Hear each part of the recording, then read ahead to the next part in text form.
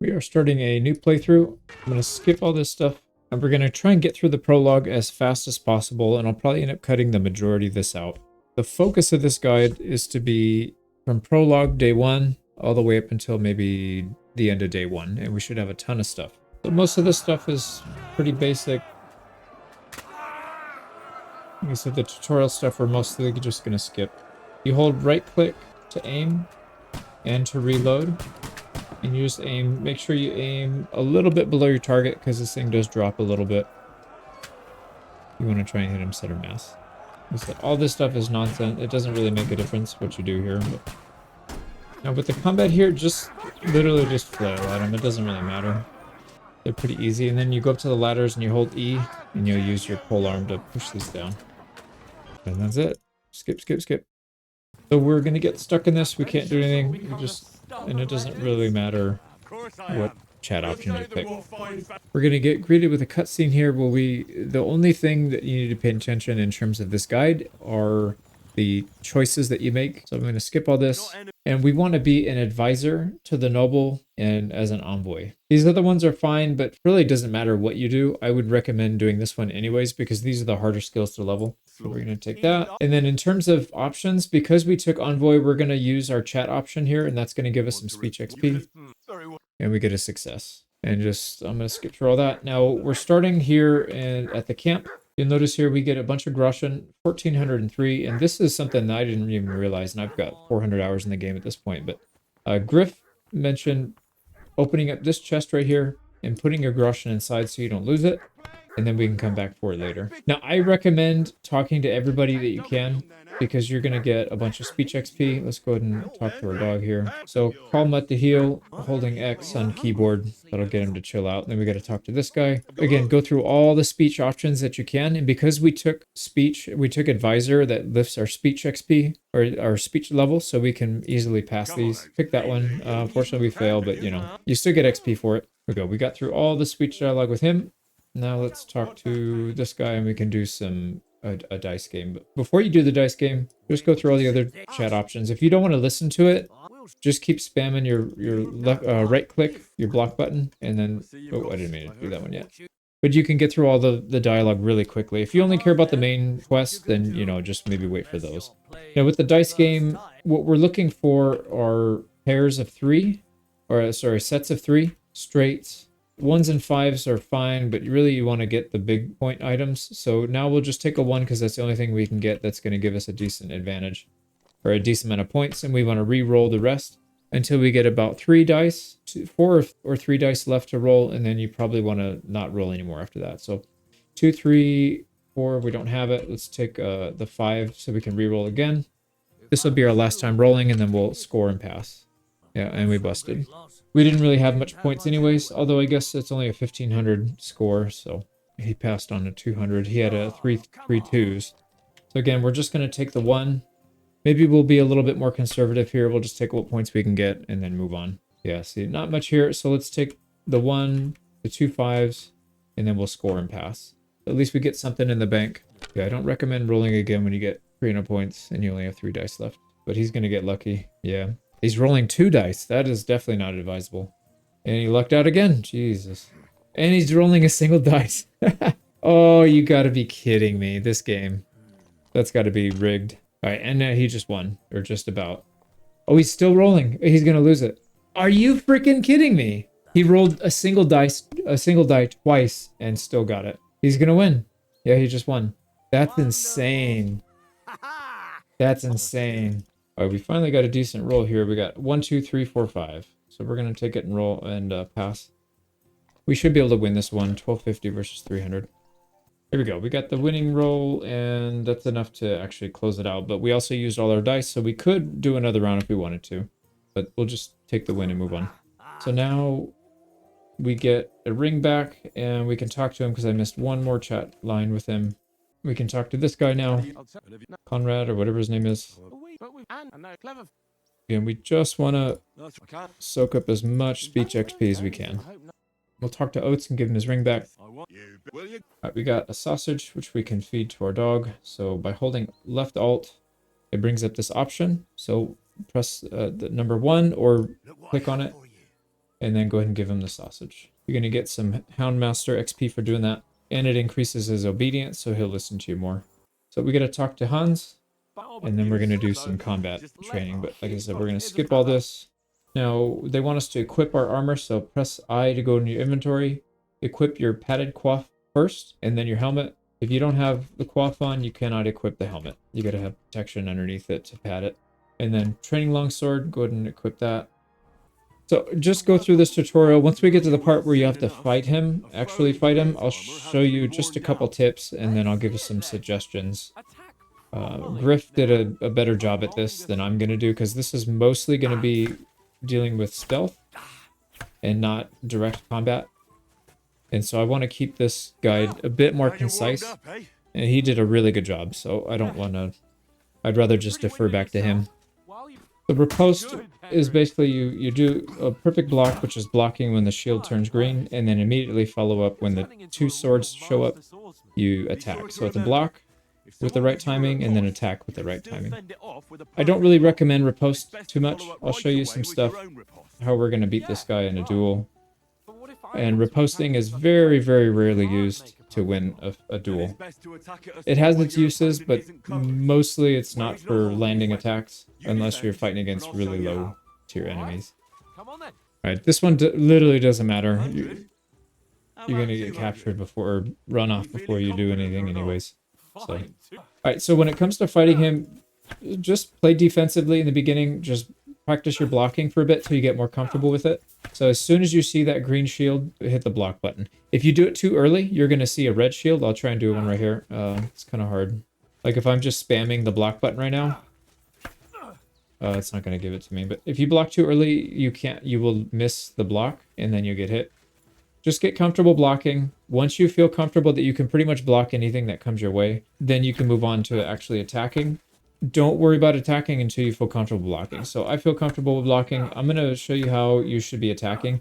A riposte is like this, but he's mostly... Well, we hit him that time, but... Of course, he's going to let us hit him now that I'm trying to demonstrate that it doesn't usually work. Okay, that's like 5 or 6 in a row, but... I'm going to show you what you should normally be doing. I have no clue why he's not blocking. This is really bizarre. Yeah, there we go. And then you just get into this long riposte block combo chain. What I would recommend doing is block, wait for the sword icons to go away so that you can attack on your own. And then just attack perpendicular to what their direction is. So if he's attacking from the left or the right, switch it up and go from the bottom or the top. And if he blocks one, go follow it up with another attack. You can do the same direction. Like, for example, if you just want to keep it really simple, block everything you can, and then only do stabs. So attack from the bottom. I'm just going to thrust this guy. Just thrust, thrust, thrust. You can follow up with another thrust, another... Like, this is super simple, and I didn't mean to do that, but we attacked from a different direction. But literally, if you can block, then you can win every single fight. Because you could literally just... You could just stab people like this over and over. Eventually you're going to get through. It's not the most graceful way to win, but if you're a beginner and you're struggling, just keep it very, very... keep your moveset as limited as possible. And then always emphasize blocking. There we go. So like I said, we're just going to thrust. If you want to mix it up and throw another attack in. The reason I'm suggesting doing perpendicular attacks is later when you go against better opponents, you're going to have a bad habit of just randomly attacking, and you might attack against a sword-wielding opponent opposite of where their sword is, and you're going to get Master Strike, which is really, really bad. It does a ton of damage. So most of the time, the enemies don't have their attacks up in the air, like top-down attacks. The vast majority of the time are going to be left and right attacks, and once in a while they'll do thrusts, and every once in a while they'll do a top-down strike. So if you're just stabbing, or if you're doing top-down strikes, you're going to avoid Master Strikes, I would say 90% of the time. Something like that. But like I said, if there's I'm not doing any combos, I'm not doing any feint, I'm not dodging, I'm not doing anything fancy. This is literally as basic as you can get and still win. Just work on that blocking. If you can work on the blocking, everything else will fall into place. There we go. So Like I said, I didn't do anything fancy there. So we beat him, and now we can move on. I'll settle with you when we get to trust. Beat his crotch. Now let's go. There you go, huh? All right, let's go sit down and get this tutorial moving along. These chat options, just pick what you want. It doesn't really matter. Now, for this one, I highly recommend picking speech. So advisor for the first one. Second one is going to be speech. And then the next option, we can choose any of these. I prefer scholarship, and it's going to be important for this run because we want to get 2 perks right off the bat. So tick scholarship, and we're going to be really close to level 8.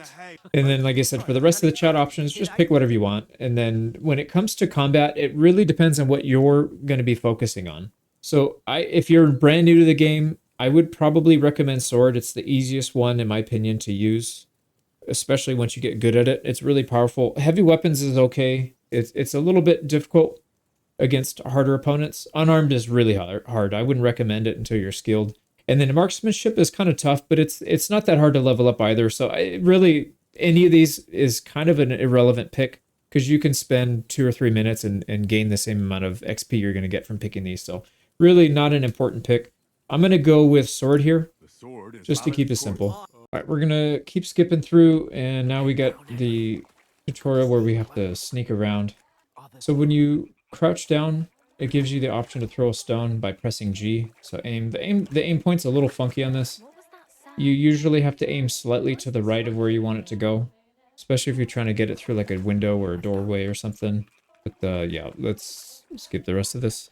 Now we got shot with an arrow and we got to run. This is pretty straightforward as well, so we'll probably edit most of this out.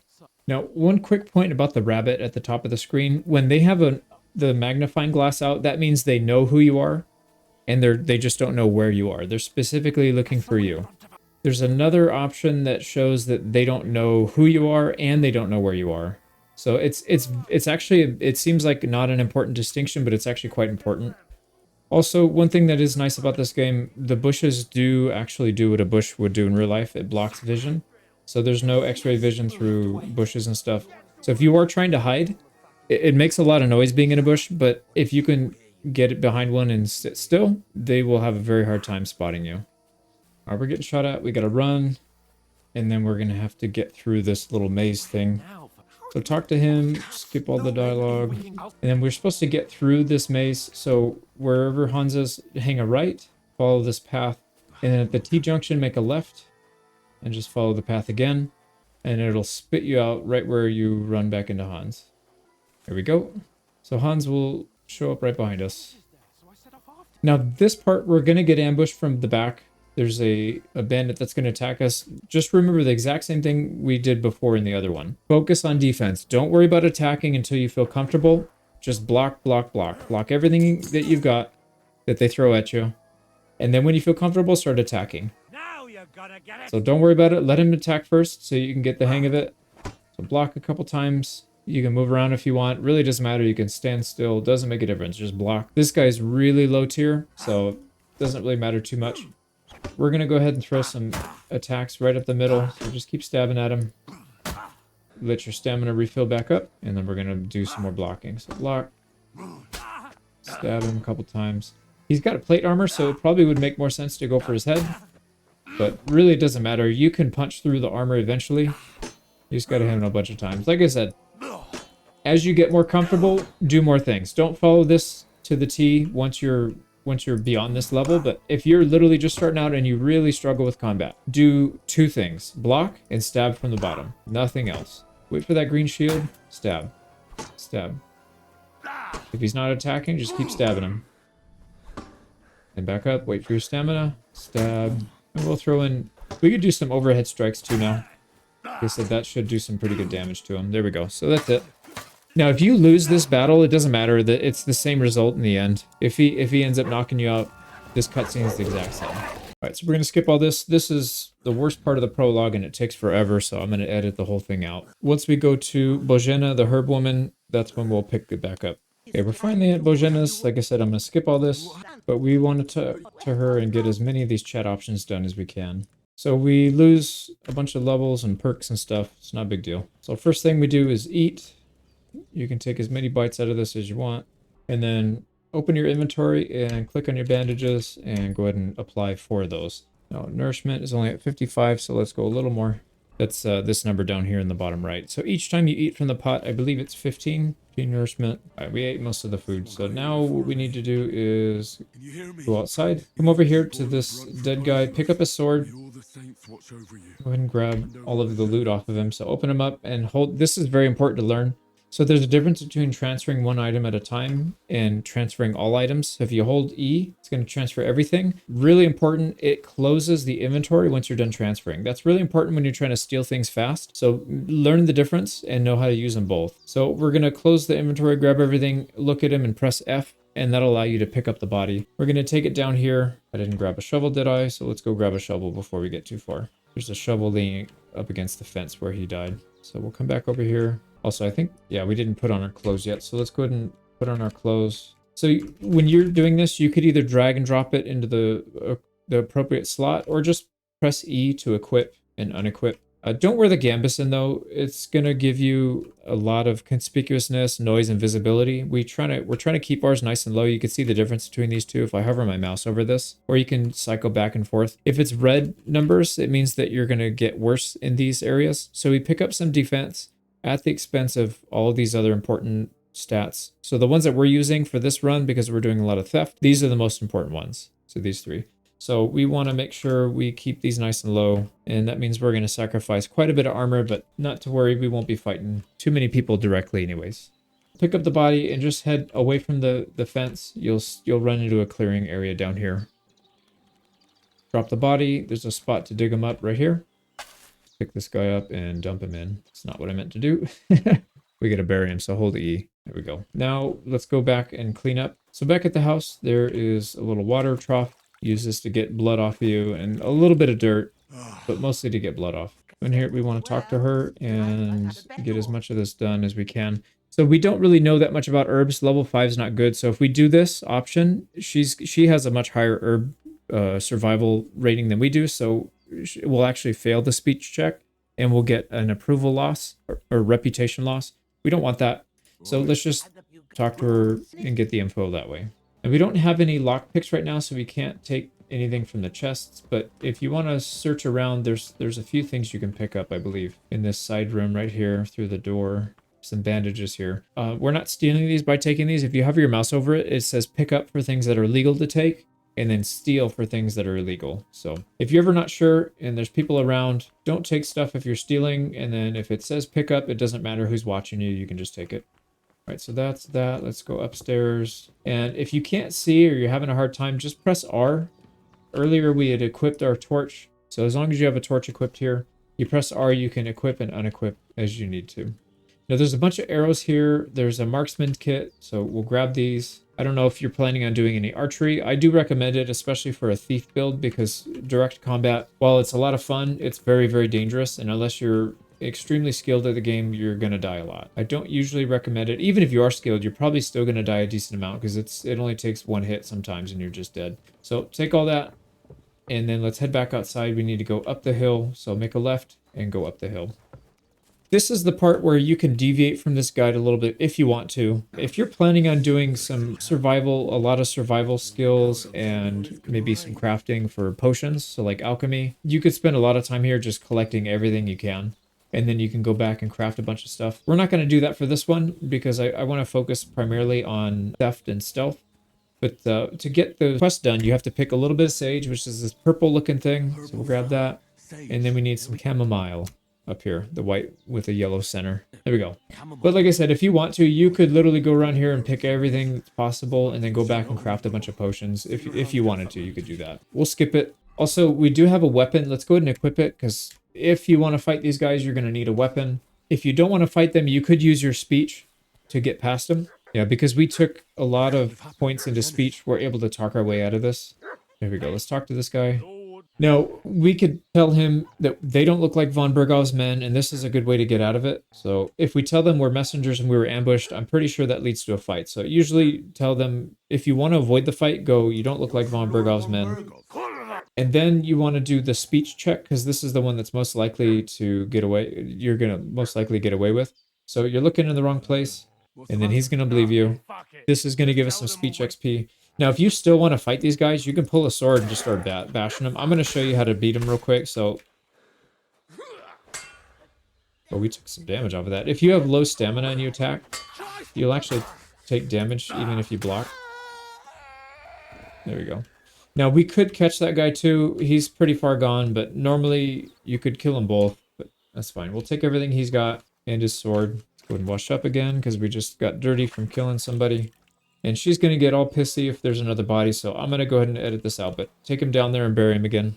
So we buried one guy on this side. Now we have to bury him this second one on the left side. So let's go ahead and start digging.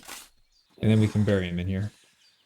All right, let's head back, talk to Bojena. We're going to do a little bit of speech and then some alchemy.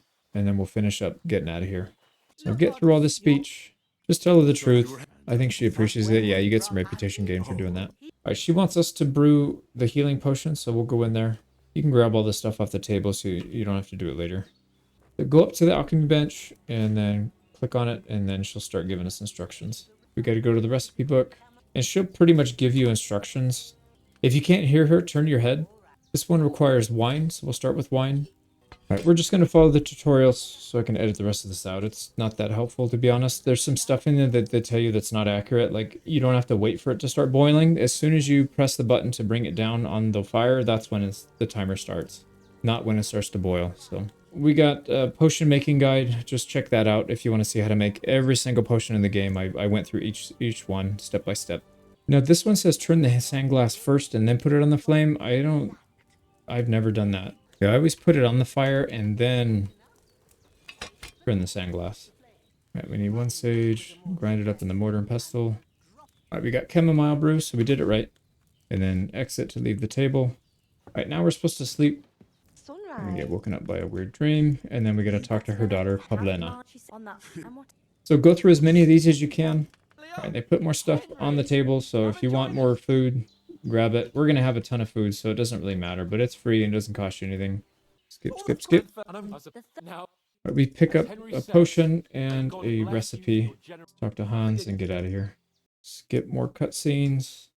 Just about, well, we got to do a few more quests, that's right. And Hans is sitting in the air. That's all very well, except we can't even pay out. Oh, lovely. All right, we are stinky. Let's go over to the little water bin, get washed up, and then we'll talk to Catherine. As soon as they're done talking. Alright, once she's done talking, you can nab her. Doesn't really matter what you say to her, she's not going to be happy. So, just pick whatever. If you get a chance, try to do the speech option. You're going to fail it, but you get XP for it. So, might as well. Now, pick always ready on this one when you talk to her, because if you piss her off, she's not going to talk to you later. So, just whatever she wants, agree with everything. Innkeeper Betty, don't tell her that kind of work is beneath you. All right, we'll do it. You gain reputation again. Like I said, if you keep doing the wrong answers, she's gonna not talk to you for a while. So just keep doing that and then skip through all this. Get all the speech you can. Apologize when you can, and then just keep going. So skip, skip, skip. And then when you're done, save the last one, the one with the star for last, because that's going to be the quest. At least talk to Hans to get the quest going. Now, if you want to avoid the approval loss, then just agree with him that you do all the work and he doesn't do it, because he'll get pissy. So you gain reputation by doing that. Carry the sacks myself. And then the sacks are off in the distance. This dude hanging up against the cart. I'll go ahead and pick that up. And then we need to take it into this door with the wreath above it. And then we'll drop it off. So in this door all the way on the right. And then there's a pallet of wood on the bottom. You go, sprint back, grab it. We need to do that 3 times. And then a fight's going to break out. And we'll try and go over some of the tips for fighting. Fist fighting is tough in this game. Especially in the early game when you don't have stamina and you don't have any of the combos. Like, you literally don't have much. Go to one more, and then when we go outside after the 3rd time, we'll get a cutscene. We go, third one's down. We are about to get into a fight here. Skip, skip, skip. Now, you can defend him by saying, "Don't insult our dead companions." That'll stay on Hansa's side. You get reputation for that. And then apologize to Lord Capon. That'll give you a little more reputation. Now, when you're fighting match this many, just back up, back up, back up. there's only 2 people going to fight us. So what we want to do is circle around so we don't get hit by the guy in front. And just, these guys are pretty low tier, so you can get some hits on them. But make sure you don't use all your stamina. Save up, maybe go down to like half or a little less than half, and then start punching them again, and then back off. Get your stamina back. Circle around so this guy on the left is trying to catch up. Don't let him catch up.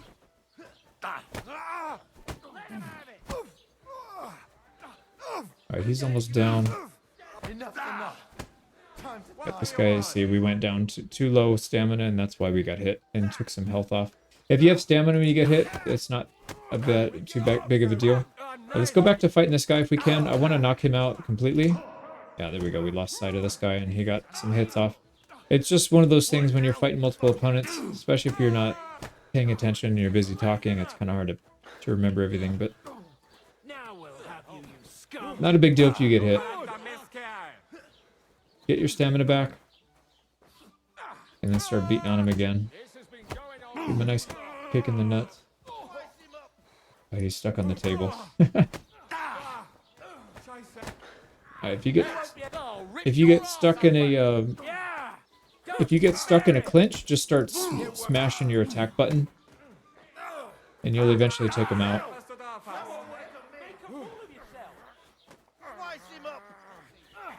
There we go. There we go. Another one down. So we can take this guy out before that we end. We can get some more XP for it.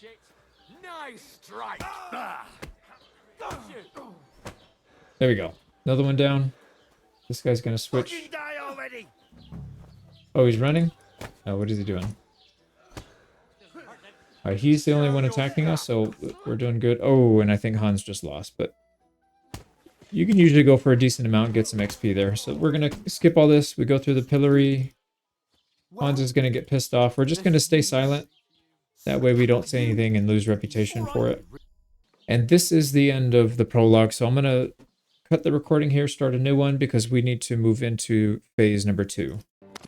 We're starting phase 2. Open up your inventory. First thing we'll do is equip a bunch of stuff. So equip a sword, equip your torch, whatever hood you have. Now, if you killed the bandits during the prologue, you'll have access to more gear. It doesn't really matter. You can use either one. Look at the stats down here. So if you can see right here, by equipping this one, it increases or it decreases our conspicuousness and visibility. If we put on the simple hood, it does it even more. You can see when it turns red, that means our stats are getting worse. Blue means better. So we're going to take the better ones. Equip your belt, and then whatever short tunic you have, doesn't matter as long as the stats are good. So we'll take this one because the stats are better. And then the beggar hose, these are both the same, so it doesn't really matter. And then for the shoes, again, whichever one you have, that's better. And I recommend prioritizing noise over visibility and conspicuousness. Noise is super important. And then scroll down further, or if it's easier for you, click on the books tab, and then you'll see the recipe for Save Your Schnapps. Go ahead and hold down E, and then you'll learn that real quick. That's going to give us a tiny bit of scholarship XP, which we need. Once you have all that equipped, let's go ahead and back out, and then we're going to talk to Bara, which is this lady right here. So very important, if you don't want to lose reputation, do what's your story. We're going to skip through all this stuff, and then don't even remind me. And then I suppose you're right. Agree with her as much as you can. And then when you get to this part, this is where the important part comes in. Go help me first. And then I need something to wear. And then get to the part where you can pick which chat check you want. Do the armor one. So it looks like a helmet. This is the only one that you can pass if you did the start. So you can see right here, we did pass. And then thanks, that'll come in handy so you don't get reputation loss with this lady. And then ask her for some money. She'll give you 5 groschen. Go through the rest of them so you can get your speech XP. But if you want to listen to it, that's fine. I'm going to skip all of this. Now we're going to ask how to get to the wedding and then back out. And then what is your name? Like I said, go through all this. But make sure you don't do so you're a wanderer. That's going to piss her off. I think you have to, actually. Yeah, I think it forces us into that one and we lose a little bit of reputation. But we get the speech XP for it. Also, tell me more about Tomcat option because that's going to open up a quest. So do that. We'll get through all these chat options back and then we're all done with her. So go ahead and leave. Now, first step is to head further down the road, and we're going to make a right into this courtyard right here. There's a guard at the front, and then we're going to make a left and go into the first door that you see, and then another quick left. Don't worry about being seen or closing doors or any of that stuff. We're going to go to the back of the room. You'll see a pedestal with a book on it. Go ahead and open that up. You don't have to read it. Just opening up is what gives you the XP. And then open your player menu, or if you're on keyboard, press P. Now we're going to pick some perks here. So starting with main level, we'll take Charming Man. That'll give us a faster way of gaining reputation. If you leveled agility, take Deft Hands. If you don't have it leveled, don't worry. We're not doing combat anyway, so this is irrelevant. And in my testing, I did not get this because I didn't do as much combat. For speech, we're going to take Polished Wares and Artisan. That'll give us better buy and sell prices. And then under skills, just leave these alone for now. Most of these we're not going to use in the beginning anyway, so it doesn't make sense to pick them. Under horsemanship, we're going to take Saddler. This is going to give us a better bonus with pickpocketing, which we're going to be doing mostly. So take Saddler. And then under scholarship, very important, take Wonders of Man and Wonders of Nature. Now, the reason we can do this is because we didn't pick a level 6 perk. So we saved it for level 8, and that allows us to take 2 of the level 8 perks. So Wonders of Man, Wonders of Nature. And later, if you do plan on leveling horsemanship and Houndmaster to the max, I recommend taking this at some point. But these 2 skills are pretty easy to level up, so I wouldn't worry about that too much. And then that's pretty much it. You will have some skills over here on your combat page, but like I said, we're not going to be doing any combat now, so it doesn't make a difference if you pick it or not. Next, we're going to exit out of that. We're going to go back outside and then make a left. As soon as you get outside, make a left. Make sure nobody sees you go back here because this is a restricted area and they'll yell at you. You want to avoid being seen in restricted areas because that's usually what gets you caught. So once you get past, make a left, and then we're going to go over here. There's usually 2 people guarding right here. There's a man that guards right here, and then a woman that guards over there. So unfortunately, in this run, the man is not there for some reason, but he'll probably show up eventually. We need to go back to this lady. Now, they start plowing right here, and then they go all the way up here, and then they stop and turn around and plow back here. If they're almost at the end, make sure you do not try and pickpocket them because they'll turn around in the middle of your pickpocket and you'll get caught. So what I recommend doing is pause the game here, press escape. Anytime you do something where you're going to risk getting caught or risk doing something that's kind of challenging, I do recommend using a quick save. So save and exit, or save and quit. This is going to create a temporary save file for you that you can use pretty much as many times as you want until you do save and exit again, because it will overwrite the previous one that you had. So you can only have one of these at a time.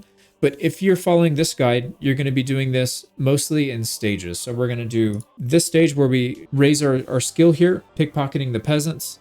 Then we're going to go pickpocket a guard. Then we'll go pickpocket, the scribe, and then all these other people. So if you do them in stages, you won't have to go back and redo all this work. So I do recommend creating a save and quit file when you can.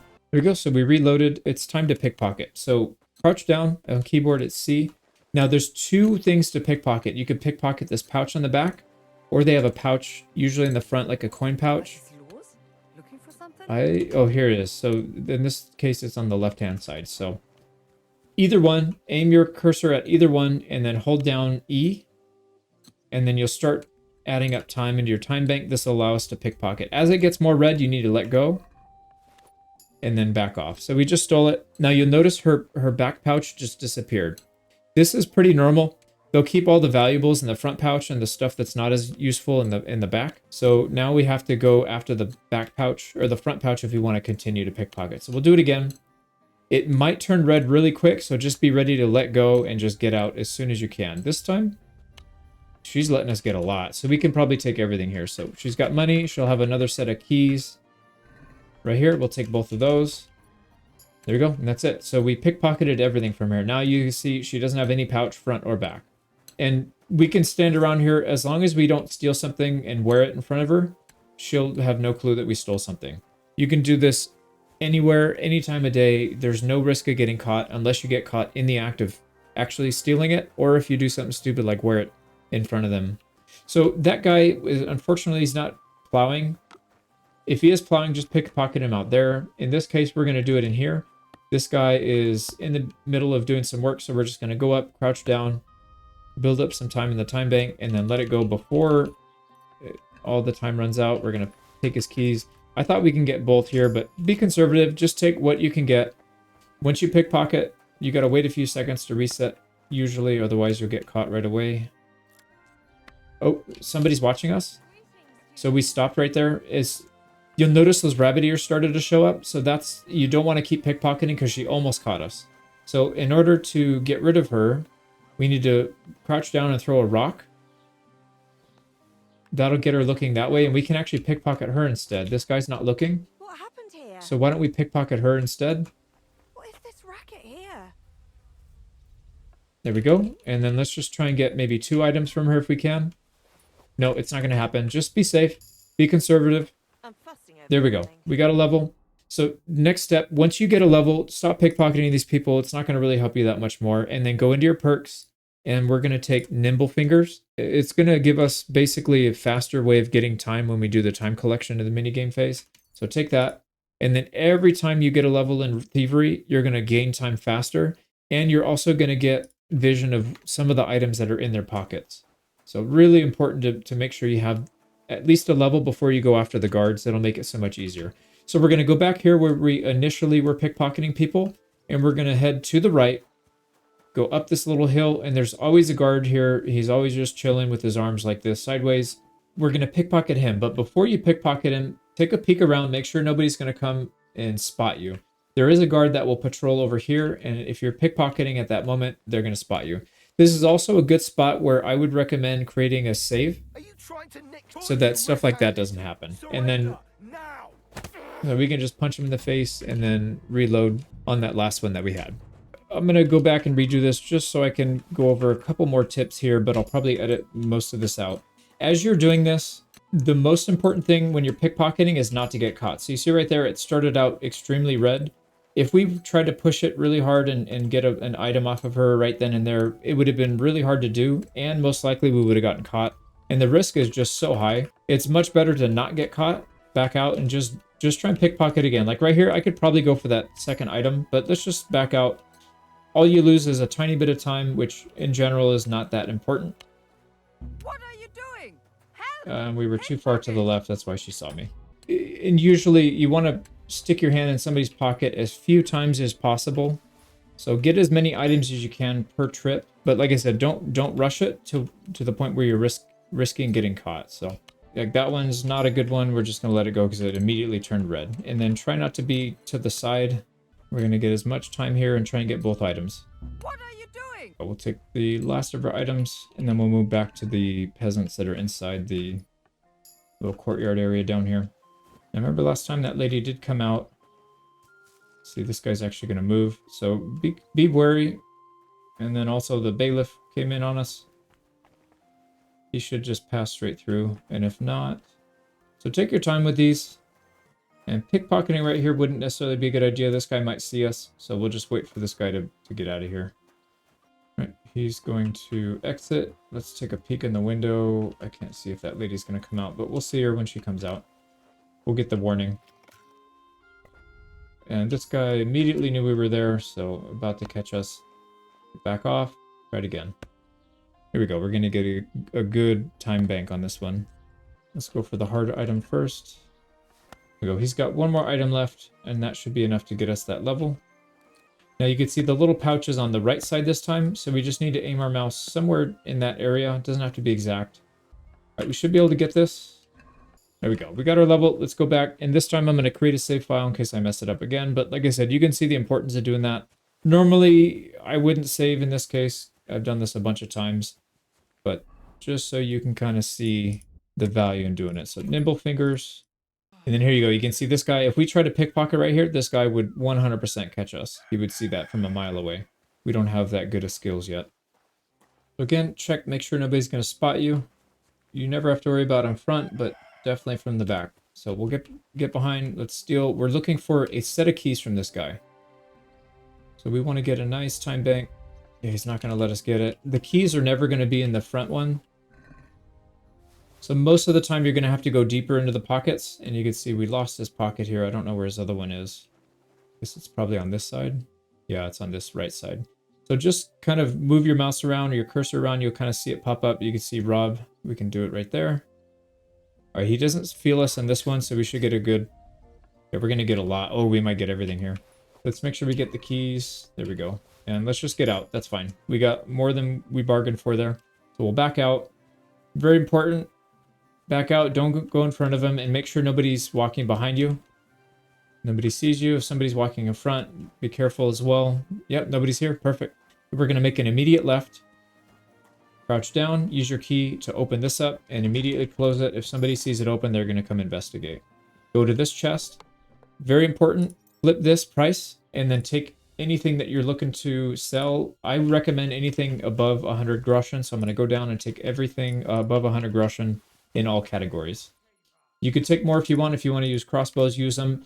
Don't spend too much time here because you're going to get in trouble. Now, this is a very important point to make. If I go into my inventory right now, time in the game pauses.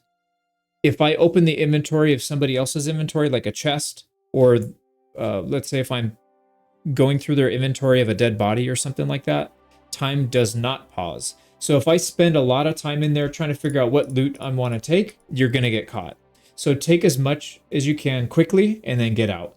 So it's kind of, and it's going to be nerve-wracking when you're new, because I know you're going to try and rifle through and say, oh, I need this, this, this, and this, and then you're going to maybe stress out and maybe click on the wrong thing. So like I said, if you need to, just create a save file before you go in. Take your time. If you get caught, just reload. It's really not a big deal. But by going through here, we took all the good stuff without going overburdened. So pretty important there. Now, actually, I think we took too much stuff. We need to drop some things. We want to keep some room available because we're going to steal things from the scribe and the carpenter and the tailor. So some of these items are not really worth anything. Like this hunting sword is bad. Let's just go ahead and drop it. These pierce arrows are really good. These torches are bad. We only need one.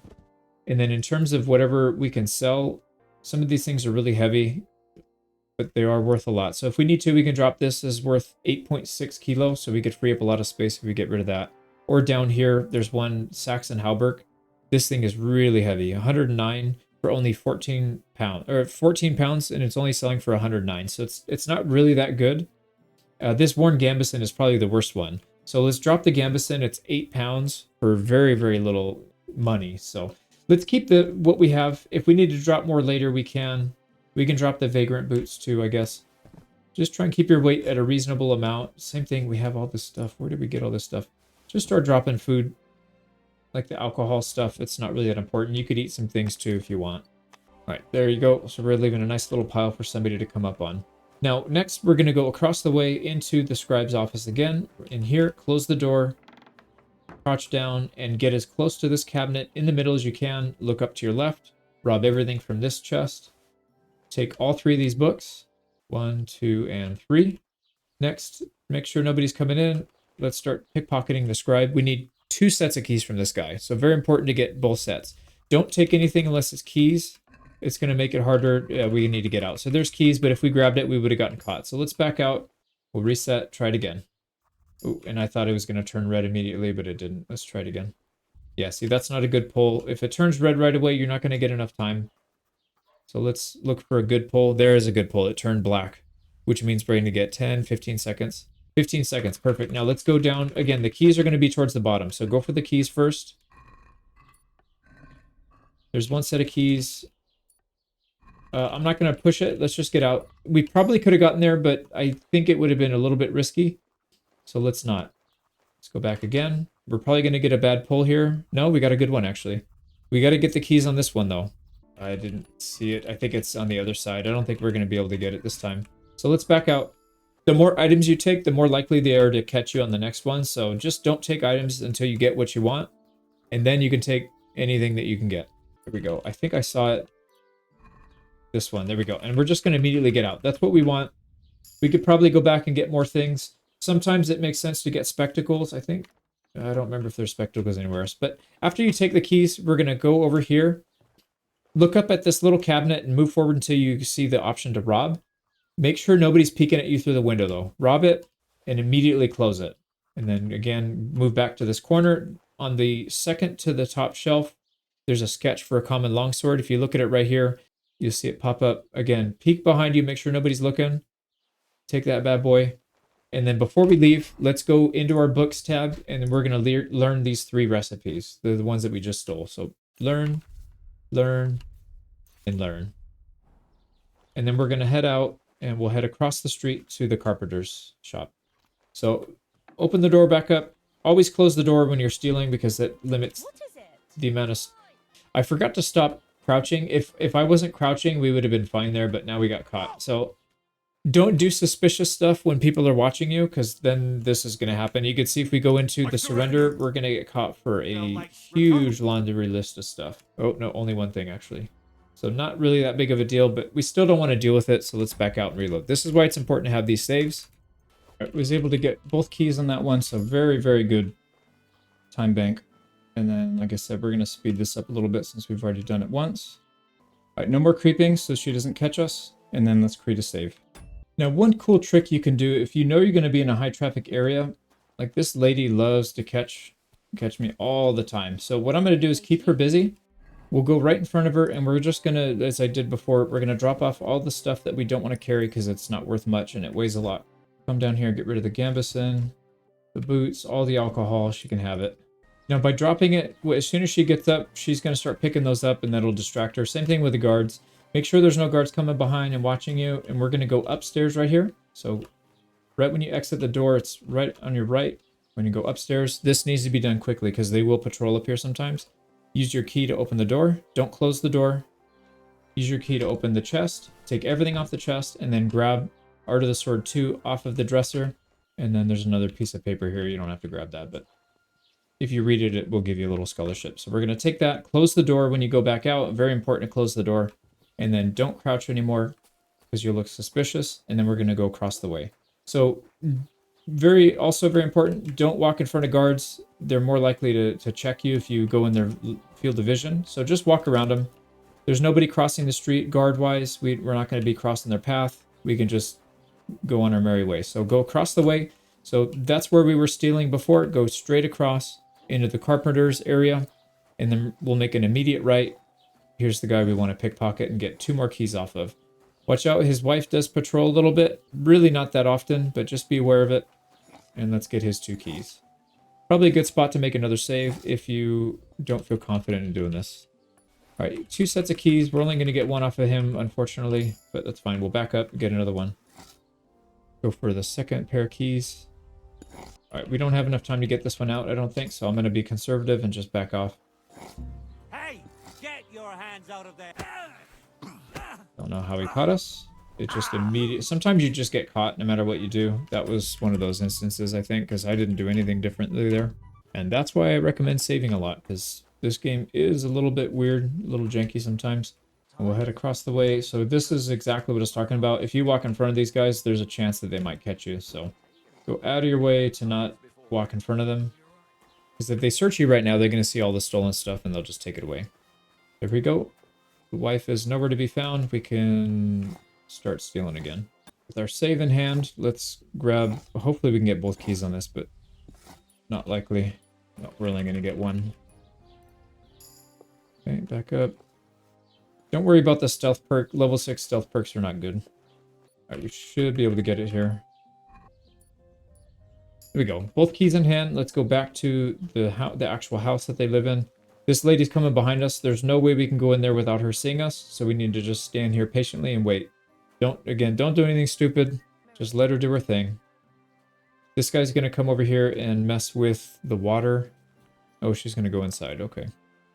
We need to wait for her to come back. She'll come back outside. Just wait a couple seconds. Now, while we're waiting, actually, why don't we just read some books? This isn't part of the guide, but you can. You're going to have to do them eventually anyways. Might as well let a little bit of time pass while we're doing this. So all you need to do is open them up, and that's when you get the scholarship XP. And we just read, what was that, 7 books? 6 books? And then these ones you actually have to study. The Decree of the Bailiff, you get scholarship for reading these as well. So grab any literature you can get, grab. Here we go. So she's out. There we go. She actually closed her door. So once she's all the way down, yeah, we should be good here. Let's go ahead and get inside. Close the door because if the hired hand sees you, he's gonna spot and then come search. Make sure you crouch here. There's an old man in that doorway. If he hears you, you're gonna get caught. So come into this door on the right. Go under the stairs. Again, arrange by value and just take some stuff if you're gonna use it. So in this case, I'm gonna be using bow, so I'll take bow and arrows. If you're using a crossbow, take those and bolts. Grab the potions, all these materials, the lockpicks, the groschen, and then the dice. I know it's quick. Check the notion. It's all in there if you want to check something that's easier to see. If I stay in here too long, we'll get caught. So we kind of need to be quick. Grab it, get out, make sure nobody's seen us. There we go. We can close the door to not alarm anybody. They won't even know that they got stolen from. So we'll head out. We are slightly overburdened, so we'll have to make some tough choices here with things that we want to drop. But we're going to head south, come over here and grab some honey. They come in stacks of 10 on these. We don't want that much honey, so let's go ahead and equip our bow here just in case we want to use it at some point. You have two options here. You can stay overburdened if you want to gain strength XP. You just walk around overburdened the whole time. Or if you want to move quicker, make sure you don't go overburdened and just start dropping some stuff. So like this one is not really a good value to weight ratio. So I would probably recommend dropping these, the sacks and halberks. If you want to get the strength XP, you can walk around and then we'll be going to the next town. You'll be walking up there. It'll take 5 or 6 minutes, 7 minutes, something like that to get there, but not that big of a deal. But if we drop these, I'm going to just do that to speed this tutorial up a bit. Most likely they'll get snapped up by a guard that's patrolling. So next thing, we are heading up here to the tailor's. Don't want to run in front of a guard because he might pull you over. And then here's the tailor. Let's create a save file here. Now for the tailor, it's very important when you crouch down and throw rocks that he can't see you. If somebody sees you when you're throwing a rock, they're going to get mad at you. So throw it like there, get out of the sight. Let's open the door. There we go. So he doesn't see us and he's going to go check out where that rock landed and see what's going on. That'll give us a few seconds to pickpocket. We need the keys, so we're not going to take anything. If you don't get the keys, back out and then get away. So when he turns back around, he doesn't see us. Once that rabbit stops looking around, that means we can go back. Vagabond?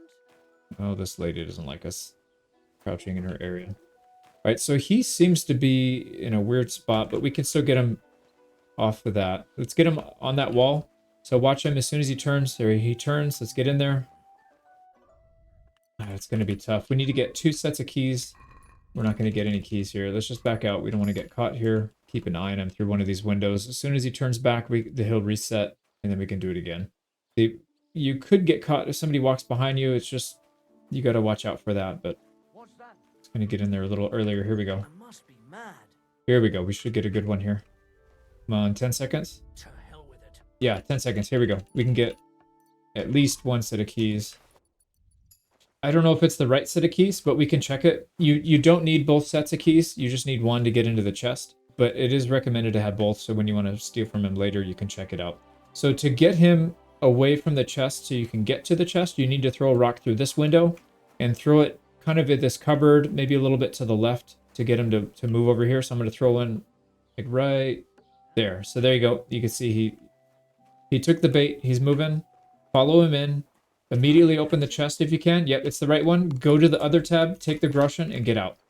If you're doing the overburden strategy and you're just going to take everything, you can take everything, but you have to do it before he turns around, because as soon as he turns around, he's going to see you stealing and you're going to get caught. If you take everything from here, you're going to go up to about 300 pounds, which is good if you're trying to do strength training by being overburdened. If you're not trying to do that, then it's probably not recommended to do that. Just take the money and then back out. You could take a few other things, like if we wanted to get a tailor's kit, that would actually help us repair some of our clothing, because our clothing's pretty jacked up right now. But it's not that big of a deal either way. So I'm going to leave it right here. Usually you can get up about to 1,000 groschen at this point, and just actual groschen, not including the money that you stole from inventory, but just straight groschen, usually around 1,000. We're a little bit short here. I think we might not have pickpocketed a few people for cash. At this point, I'm going to recommend going to Takov, up here where the blacksmith is. So we'll head to the north. Again, very important. Check your corners. Make sure there's no guards that you're going to be running in front of. If there's guards, just go a different direction. Don't let them see you. Here we go. This guy's patrolling. Nobody patrolling back here. We can just go out the back and then we'll head up. So you want to head north and then northwest. So kind of up in this way. So just keep following this B. Once you get to the B, that's exactly where you need to be at. So on your compass up at the top of the screen, just line that little arrow or that little divot, whatever, up with the B and keep running that way. There is, if you look on the map, right around this area, there is a little bit of loot if you want to grab some stuff. So let's head over here. We'll take a slight detour so you can get a little more loot if you want. But this isn't going to be part of the guide. There's not really that much here. Here we go. So right here between the tree lines on the road, there's some stuff here, a mead, some bread. We'll take the bread. And then there's a little pot right here that has some groschen in it, or actually it's the basket. So marigold decoction and some groschen, and if you want the food. There's also some wine behind it, some fine wine. We're going to be dropping stuff off at a chest that's our personal chest anyway, so we can load up on stuff right now. It's not a big deal. So again, keep heading towards B. All right, we are coming to our first home. This is going to be Takov. We'll have a permanent bed here with a chest that's tied to all the other chests that we have permanent homes at. So this will be the first. We're going to get up to 2 sleeping spots within the first day. So we'll have spots that we can either sleep at, or more importantly, drop loot off or grab loot to sell. So we don't have to keep coming back here. If we want to go to the bottom of the map, we'll have another sleeping spot at the bottom of the map. So you come in through the back. You'll want to head up here to the blacksmith. So again, keep following the B on your compass. You'll line it up, and then he's right in here. And it's going to force us to do a long tutorial. So I'm here about the job. Just skip. And then let's get started. So you have to get through this to get your bed. Fucking steal. All right, first thing he wants us to do is grab stuff from the chest. Grab everything from the chest, and then we'll go over and start smithing. So you look at the anvil, and then pick the hunting sword. Now just go through the tutorial. It's decent, actually. I'd say it's fairly accurate. Some of the tutorials are unnecessary or inaccurate, but this one is actually pretty good. For the heating part, I do recommend heating it kind of evenly across, and it's going to stop us. So press F to look, and then it's not letting us move, and I don't want to burn it. So let's just keep doing that until it lets us. There we go. We can move our piece now. So kind of heat it evenly. Don't heat one spot all at once. All right, and then R to go to the anvil. And then with swords, you only have one direction to go. So up and down, like a teenager. All right, now it's time to hammer.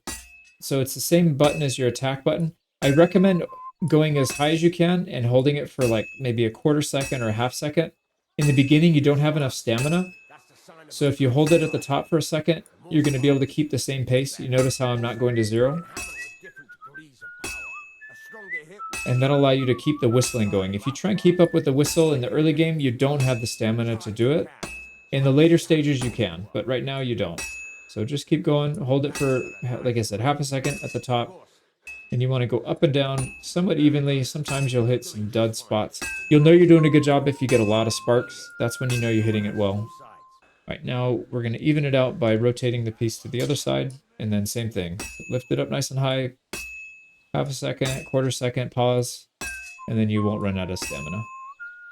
And he'll whistle slower depending on, or different songs depending on what pace you're trying to keep. You can also hear the sound. It's like a really crisp ping. You hear that sometimes it's kind of rattly. It's like a little bit not clear. It's kind of rattling. That means you're not hitting that great of a spot. So try and hit clean spots. There we go. And the piece is cooling off, and this is part of the tutorial. We would have been done by now if this wasn't the tutorial, but all right, let me heat it back up. It's not letting me. I don't like the tutorials in this sometimes because they handhold a bit too much. So press R to go back. We got to heat it up again, and make sure you heat it nice and evenly. There we go. Now when we're done, it'll give you the option to quench and finish. And don't believe the quality on this one. This screen is sometimes bugged, so double check it to make sure that you're actually getting. This says it's a 3 quality. We'll see what he says. So skip all this, and then go through the speech checks, or all these speech options, so you can get your speech XP. Now you can pick up another quest here if you want. I recommend just getting it done. So tell me more about an interesting job. Do all the chat check, or the speech. You don't have to right now. You can get it later, and you will still be able to get the horse if you don't do this. But we're going to get the horse kind of in that same area. But I usually like to just get the quests under our belt and ready to go. So if you want to do it again, you could practice again, or you can have him teach you some stuff. I don't recommend doing these. Just make your own items. Don't deal with the tutorial again, unless you're really stuck.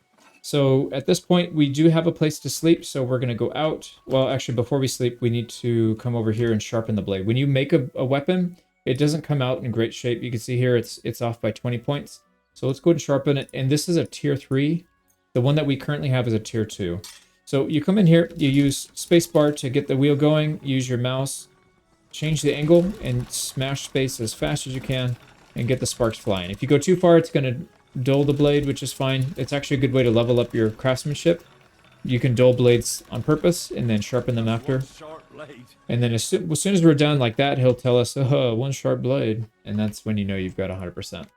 Let's do the other blade just so we don't have to do it later. I already know I'm going to forget to do it later. So let's just sharpen it really quickly.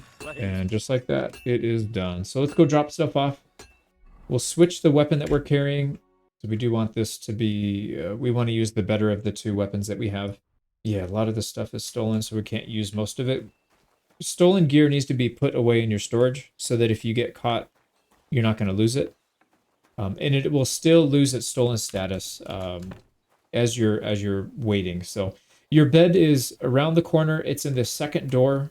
So this is their main house. This is the back little side unit. And then you come in here and just start putting stuff in your chest. So E to move stuff from your main inventory to the chest. This is stolen. It's got that little hand symbol. Get rid of it. Like I said, we don't want to take a chance. And we really don't need much inventory right now. Let's just put everything away. The food we can hang on to, although most of this we're probably not going to end up using. Stolen stuff goes. All the books need to go. We'll be reading these very soon, but not yet. Sketches we can hang on to. We can learn those right now. Everything else should go, though. Put all these crafting materials. We don't need them. You don't need the lockpicks, but we are going to do one lockpick soon as like a bonus if you want to try it, but you don't have to. So keep one on you if you want. Stolen dice, get rid of. All this other stuff we can keep. So back out. So let's go ahead and learn all these sketches. Doesn't matter if they're stolen, they just get consumed anyways. And then we'll put the sketch back for the work axe. Also, you do get some free items here. There's an armor's kit right near your bed. There's also a leather apron. And then there's a set of leather gloves. So these, if you put these items on when you're crafting, you actually increase your crafting skill. So like right now, crafting skill is at, craftsmanship's at 7. If we put these two on, it goes up to 12. So you get 3 for the apron and 5 for the gloves. Not really that important right now, but in the future, if you want to do some crafting, you can. Now, these gloves are good for conspicuousness, but not good for noise. So I don't know if that's a fair trade. There's also a blacksmith's kit on the floor. I forgot about that. So let's put all this stuff back. We want to stay nice and light because we'll be stealing a lot more stuff soon as well. We don't need the repair kits as well. Just get rid of them. All right, here we go. We are ready. Now, the next step, this is part that's going to take a little bit of time, but we want to head down to Samin, which is down here, the A. First, we'll make a stop right here in this little forested area. We'll head down there. We didn't grab it on the way here because most likely it would have put us overburdened, so we'll just get it on the way down to Samin. This is going to be a spot where you can pick up a bow that's not stolen and some arrows and a few other things. There's a skill book and whatnot, but we'll grab that. I'm not going to do too much treasure spots in this one. I feel like there's so many guides out there that show you the early starting spots. Most likely, if you're doing a theft build, you could just steal your own stuff. You don't need to go to treasure spots, and you're going to end up making more money. Like, you tell me one guide that tells you how to make 1,000 groschen within, 20 or 30 minutes of the prologue ending. There's no spots that do that. So we make our own wealth, right? So on this road, once you hit the Y, just go straight. You'll see a little path right here, and then there's some bushes, and then you'll see a target over here.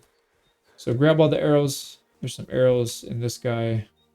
There's a bunch of arrows on the target. There is a potion right here, a weak bowman's brew, and then there's also a bow leaning up against the tree, a spot with more arrows, bowman's brew, a skill book, and marksman's kit. So we'll take everything.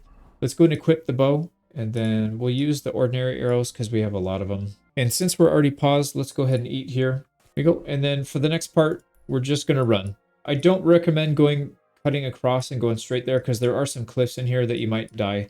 So I recommend running south this way and just stay on the edge of the forest. Keep the forest on your right-hand side. So when we emerge here, you'll see a clearing with a road. Just stick near the road and just follow the tree line all the way down. You'll run right into Samin. So I'll probably edit, unless anything interesting comes up, we'll edit the rest out until we get down to Samin. And one thing I forgot to mention, if you right-click on your map, you can add markers, and you right-click again and it deletes it. So what I usually recommend doing is just setting markers for where you want to go. Head to that marker. When you hit it, open up the map, delete it, set a new marker. That way, it's really hard to get lost when you do that. Now, you will come across these camps by the roadside. Most of the time, they've got interesting stuff. Like, some people are traders, some people will fist fight, some people there'll be bandits there. So bandits can spawn there. Just be careful when you go by them because They don't spawn there too often, but they can. But yeah, they're usually worth checking out. We're going to skip it in this case because I do want to speed this up and get to the other bed that we're going to sleep at before nighttime, because we've got a lot of stuff planned. And like I said, from the start of the guide up until the end, it's only going to be about 20 hours, and we're going to have a massive amount of loot on us and a lot of skill gain. So we're going to continue heading south, southwest, keep the trees, the forest on your right, and the road on your left, and you'll be just fine. And as you get a little further down here, you'll start to see Simine in the distance. That's the fortified part of Simine. It's very important not to go inside the main gate in Simine. I'll tell you again when we get closer, but make sure you do not go into Simine through the main gate if you started that quest that I mentioned to pick up. It will trigger, and then it'll mess up your quest later. It's much better just to go around the side, which I'll show you. We want to pick up our horse. But if you go through the front, it's going to force you into a quest. And if you don't do it right then and there, it'll time out, and then you won't be able to finish that. You'll have to do a different quest to progress the story. So I like to do all the quests, or at least have the option to do it. So make sure as you're approaching Simine, that's the front door. Do not go through the front door. Head over to the right. Stay on this road that forks off to the right. Don't go over there. It'll pull you in. You'll get a cutscene, and then you can't do anything about it. So we'll head off to the right. We're going to go past this little pond and then make a left. We are officially in Simine. So we'll pass it, make a left, and then we're going to talk to the groom. Groom Bailey, I believe his name is. So first, if you look in here, you'll see pebbles. You'll get the option to hold Alt. Wait, that's... Here we go. So come over here to Groom Balate, not Bailey. So talk to Balate. Very important to follow the exact chat options. So click for pebbles.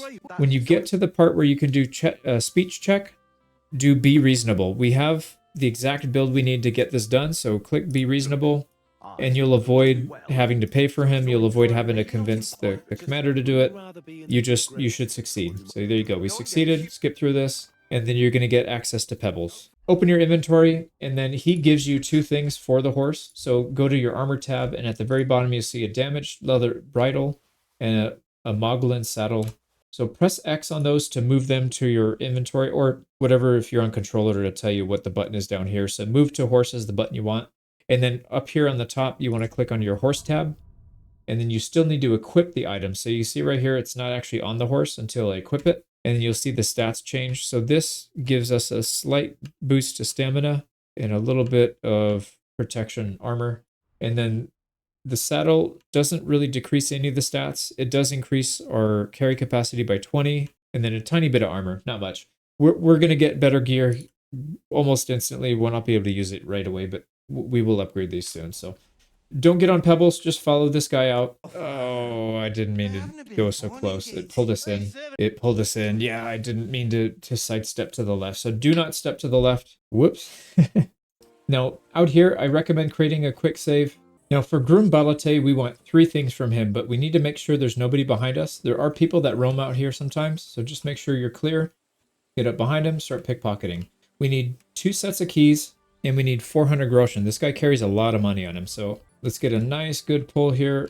There's 1 set of keys, 2 sets of keys. We need the groschen. There it is. 405 groschen. We may not get there in time. Just barely got it. Okay, so we got pretty lucky there. We got it all in one go. Now, that does unlock a perk here. So under thievery, oh no, it didn't. There's a bug where it'll tell you that you unlocked a perk, but you didn't. So thievery, for some reason, tells you 1 level ahead of what it actually is. So we'll need to do that soon. But anyways, not a big deal. We'll take the keys. We need to go back into here. Make sure nobody sees you go upstairs.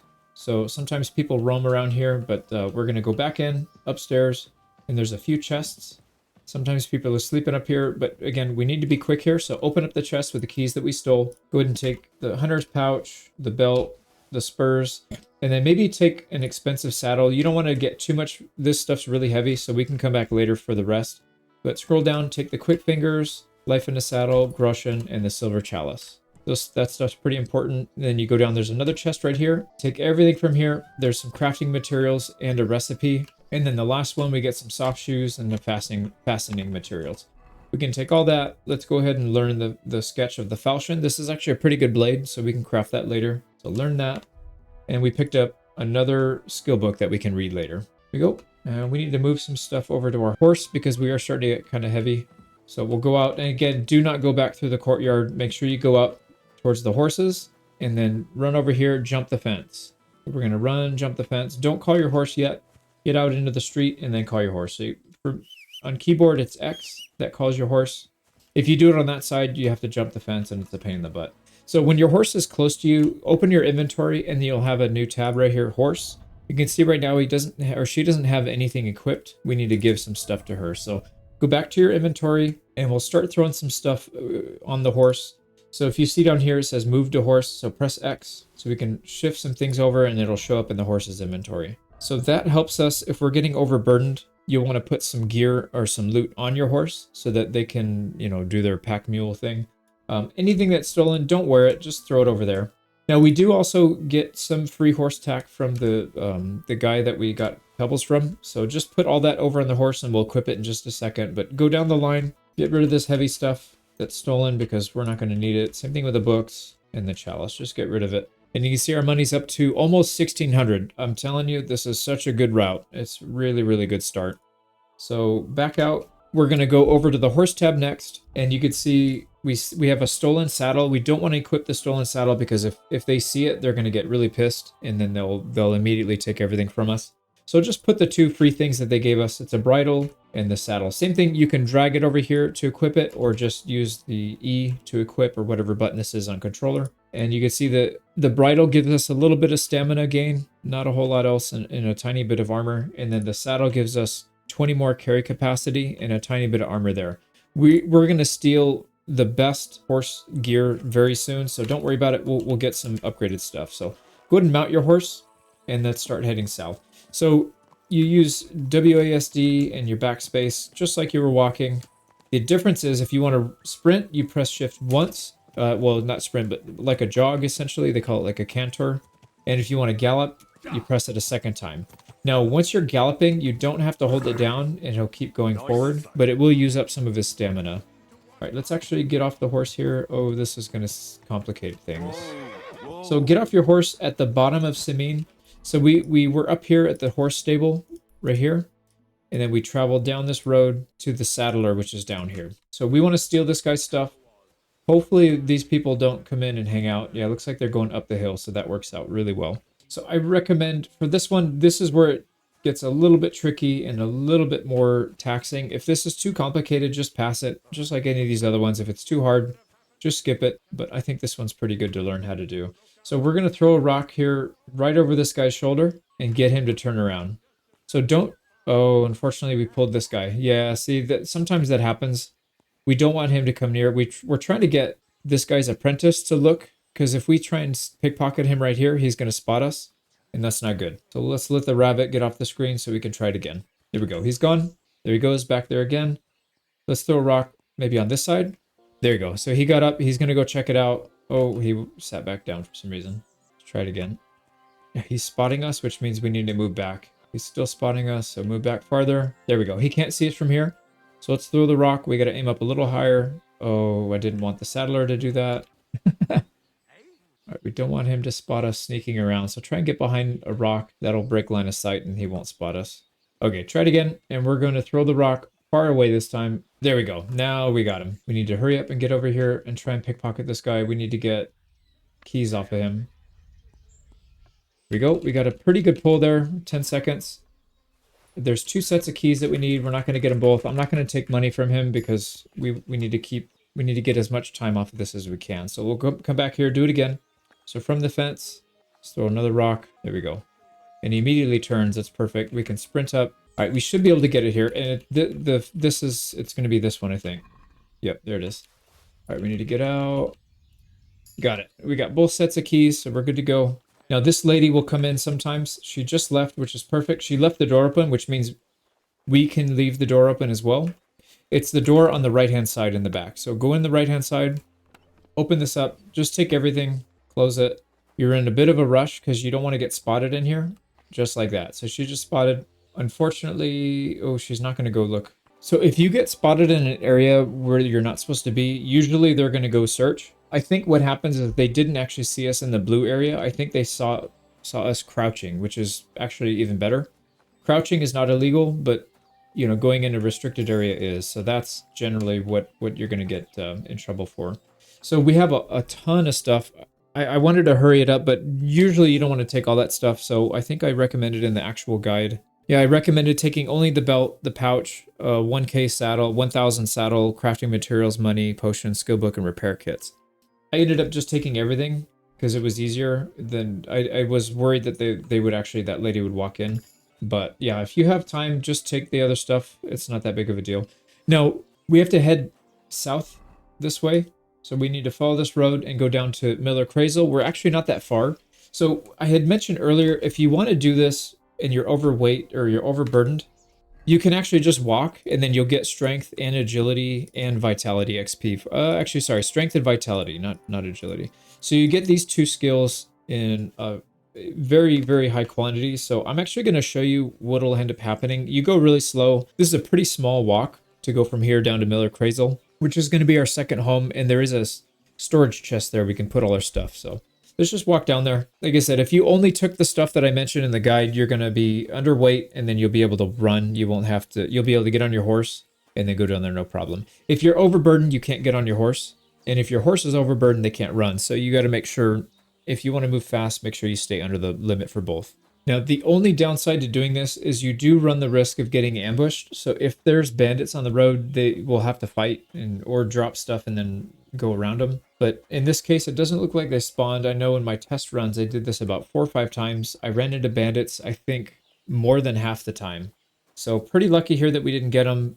I could handle it, but for a beginner, I would recommend not fighting them, especially when you're overburdened. It's not a good idea. So you're probably better off either just going around them or just dropping your stuff, getting on your horse and blowing past them. And we got a vitality level. As I mentioned, you're going to get strength and vitality for doing this. So really good way to gain levels if you're in need of, 1 or 2 levels. Here we got a main level and we got a strength level. So as you round the bend, you're going to come across the Miller. This is where we're trying to go. So let's get down the hill without dying. We're looking for Miller Crazel. That's the guy we want to talk to. He's got a yellow shirt with kind of reddish, brownish pants. And then that's the guy that's going to give us a quest and also allow us to sleep over here and then get access. More importantly, get access to the inventory because walking like this is painful. But, it is really good if you need the extra stats. So typically you'll see Crazel down there in his little work area. Once it gets a little later, he'll wander around and rest. But here he is, Miller Crazel. So I heard you're looking for help. You can start the quest dialogue there. And then, all right, I'll carry the sacks. And then talk to him again. And then you can talk to him about fist fighting if you want to learn that. I'm just going to click through all this so that we can get some speech XP. And then ask him where I should sleep. And he'll tell you to go upstairs. So we can come up the second floor right here. It's usually good to get into a habit of calling your horse over and then just checking when you're going to go to your inventory. Just check your horse, see if you've got anything in there, and then pull it off and throw it into your main inventory, your main stash. Because if you get caught at this point, then you'll end up losing it. But if it's in our main stash and we get searched, then obviously they can't take it. And it still loses stolen status while it's in your stash. So we're going to come in the second floor, and then there's a ladder leading up to the third. And then halfway to the back, you'll see this chest. This is our shared chest. You can see all the items we dropped off at the other place are here as well. And then we'll go through and just drop off all the stolen stuff that we don't need. Let's get rid of everything. We'll come back for these soon. And then, oh yeah, all the all the horse stuff that we stole. We'll hang on to the potion. We might need this soon, so just hang on to all your potions. They don't weigh much either. They're only 0.2. So very, very small amount. And then we'll get rid of this. All your crafting materials, get rid of armor's kits, and then all the miscellaneous stolen stuff. So we should have a pretty light inventory. Somewhere between 20 and 30 is about what you should be at. So let's head back downstairs. He's going to grab his bowl, close the door, and we'll pickpocket him as he's getting food. We are going for keys here. So let's go for the bottom. Yeah, not going to happen. Should have gone for that one. Let's get out.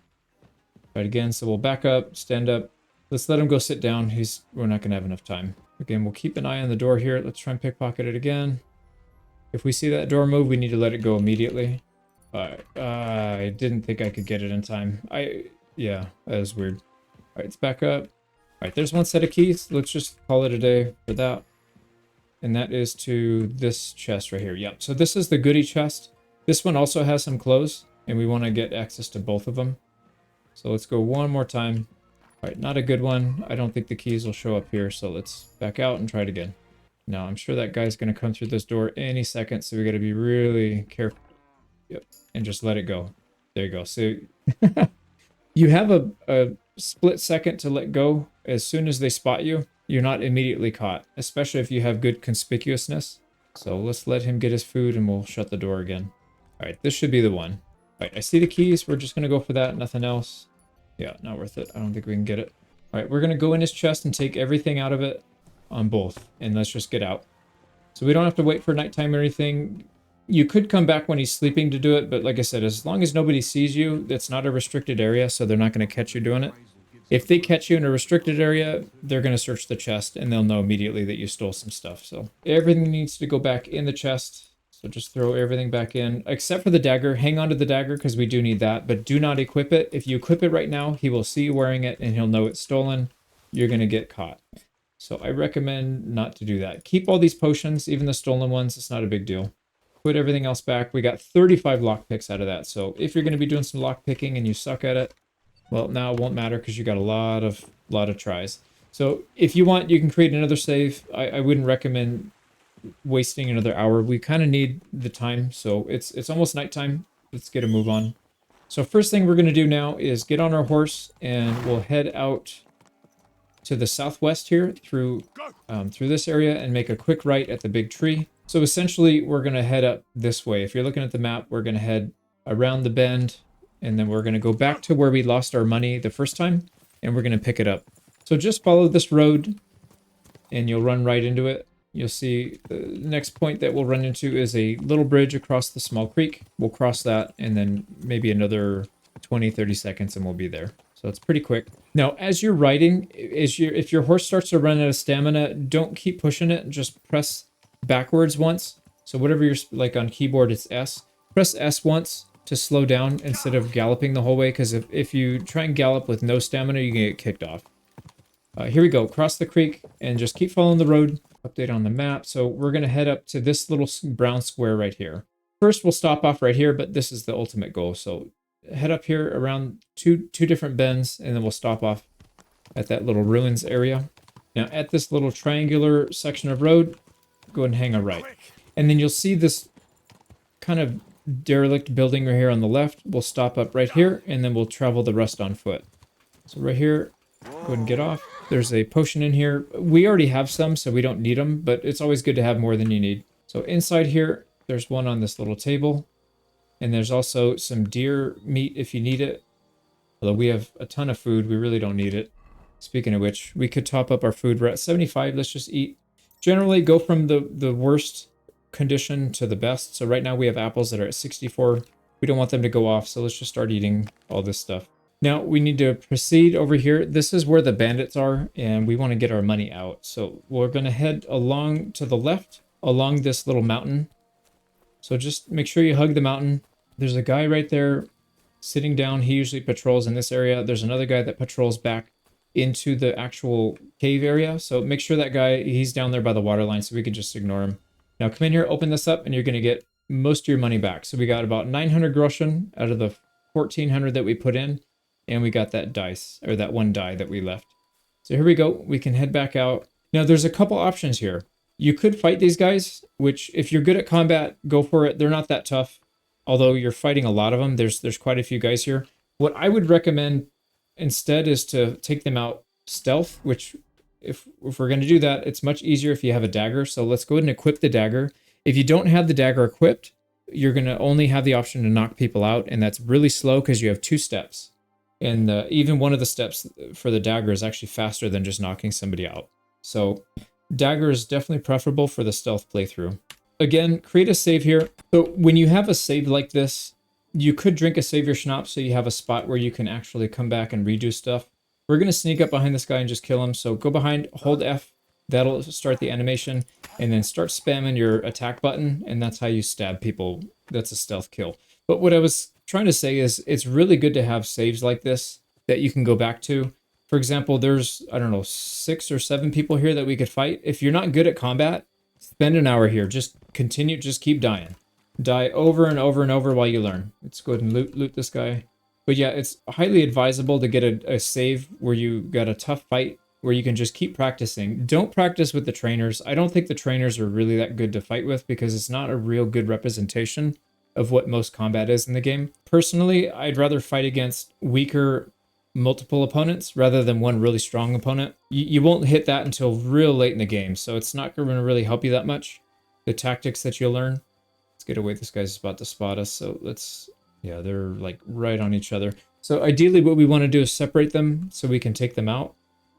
But it's going to be tough if they're right next to each other. So we need this guy to mosey on somewhere else. Then we'll take out this guy and then move his body out of the way so you can't see him.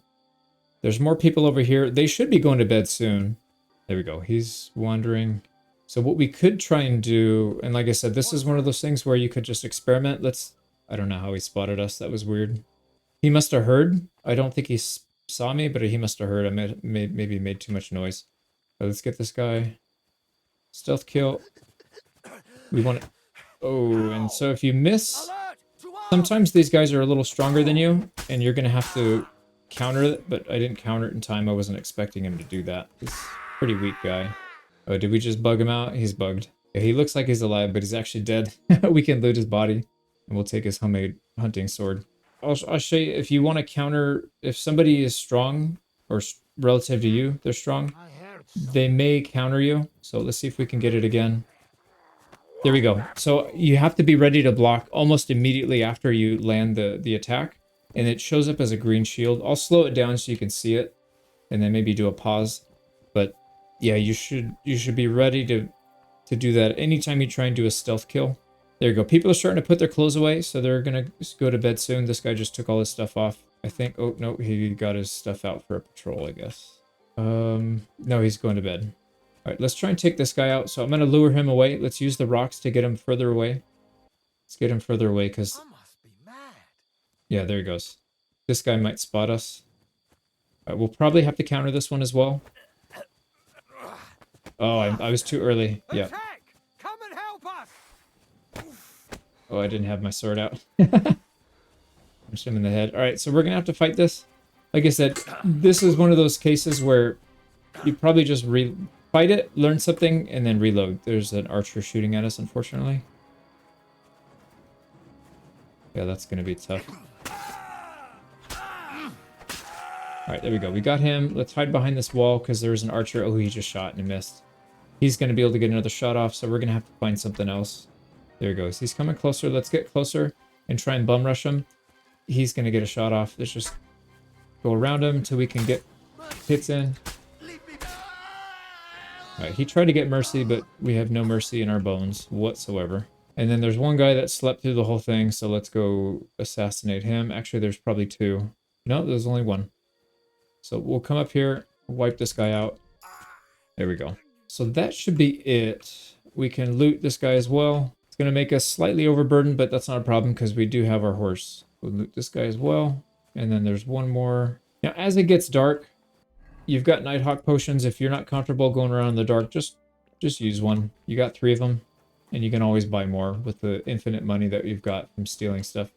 So where did we kill that armored guy?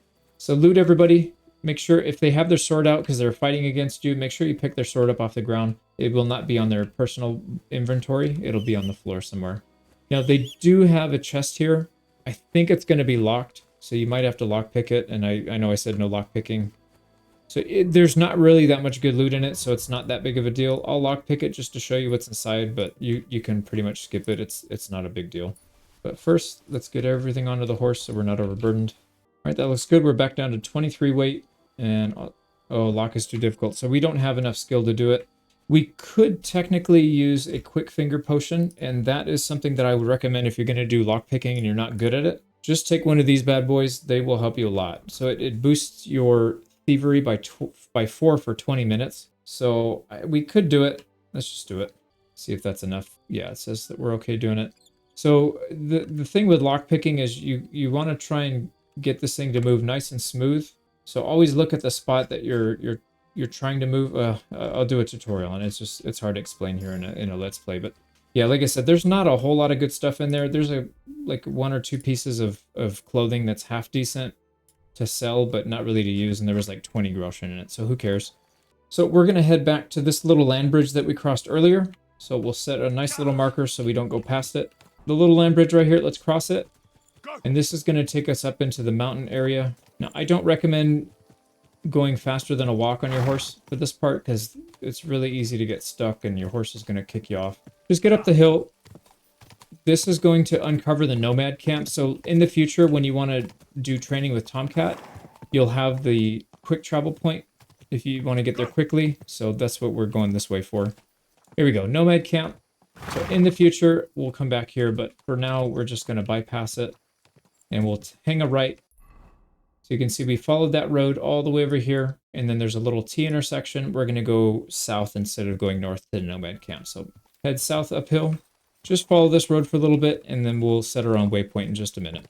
There we go. We are out of the woods, and we need to head east to this road right here. So set a waypoint. I do recommend avoid fast travel until you get your pebbles upgraded, unless you're planning on buying your own horse.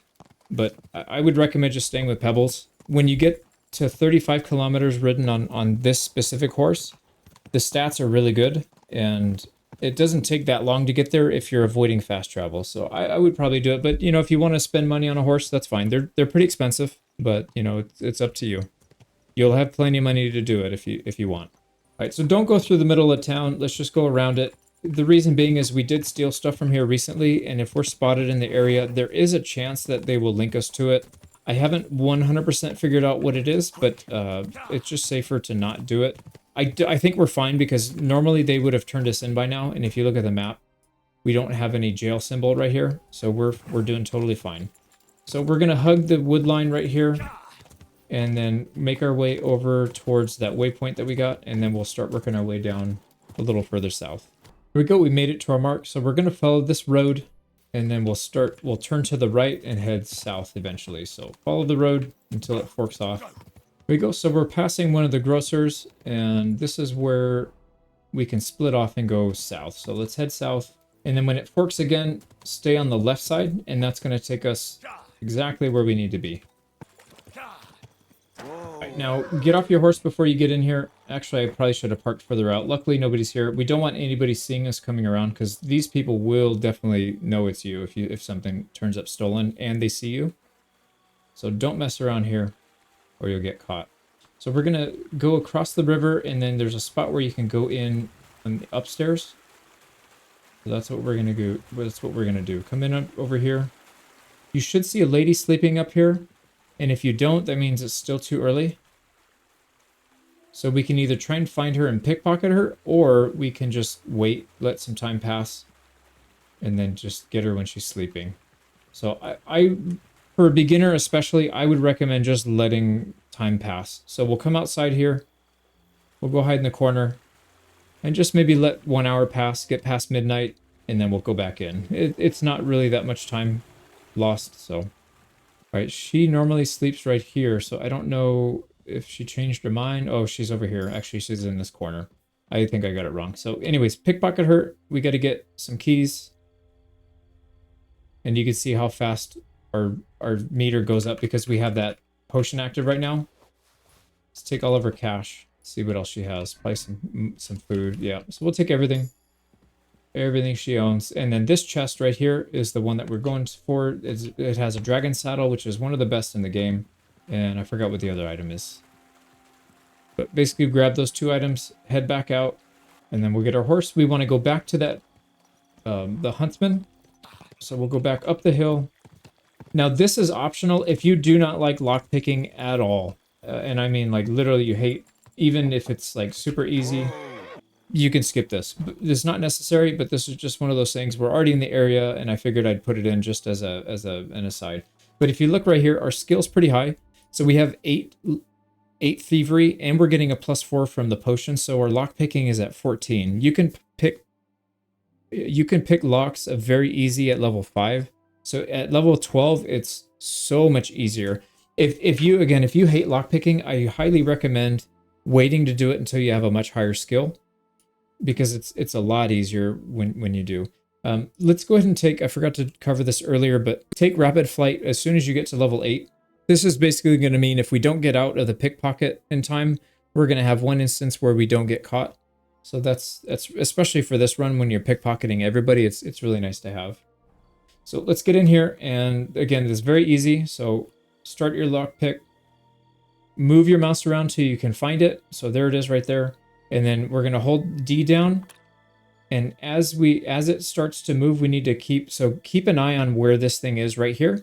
And always, as you're moving, keep an eye on this little divot. Don't keep an eye on the yellow ball. Keep an eye on the divot. So always watch the divot and try and keep the ball with the divot. Make sure the ball catches up.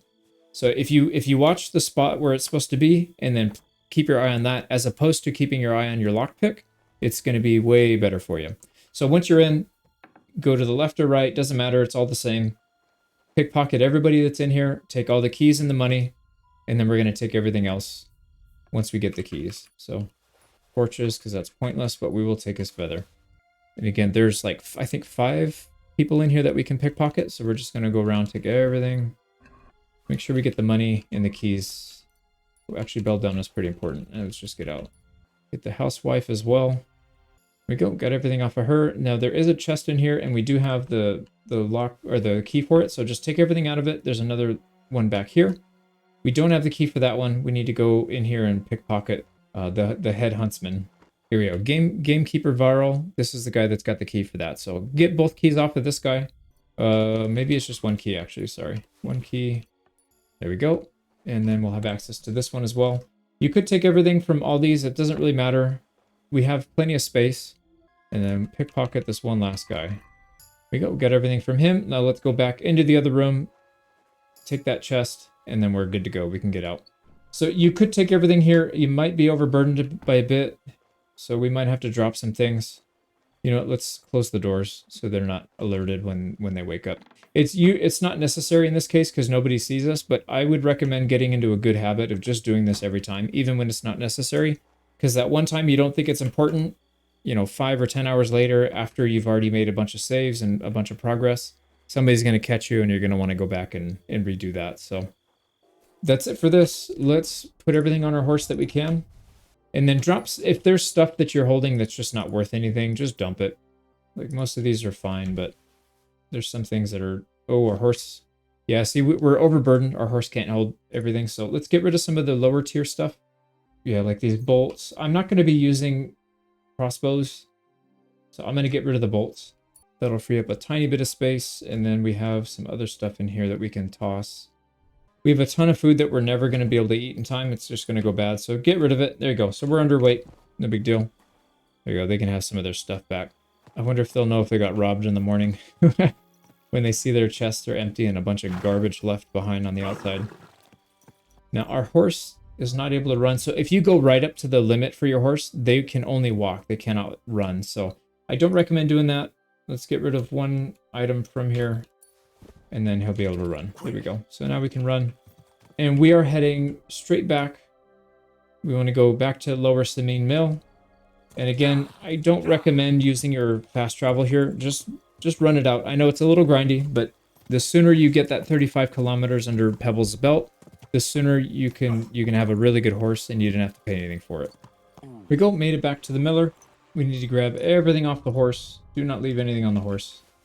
Here we go, and then we're super overburdened now. If you wanted to level up your strength like we just did right now, we got another level.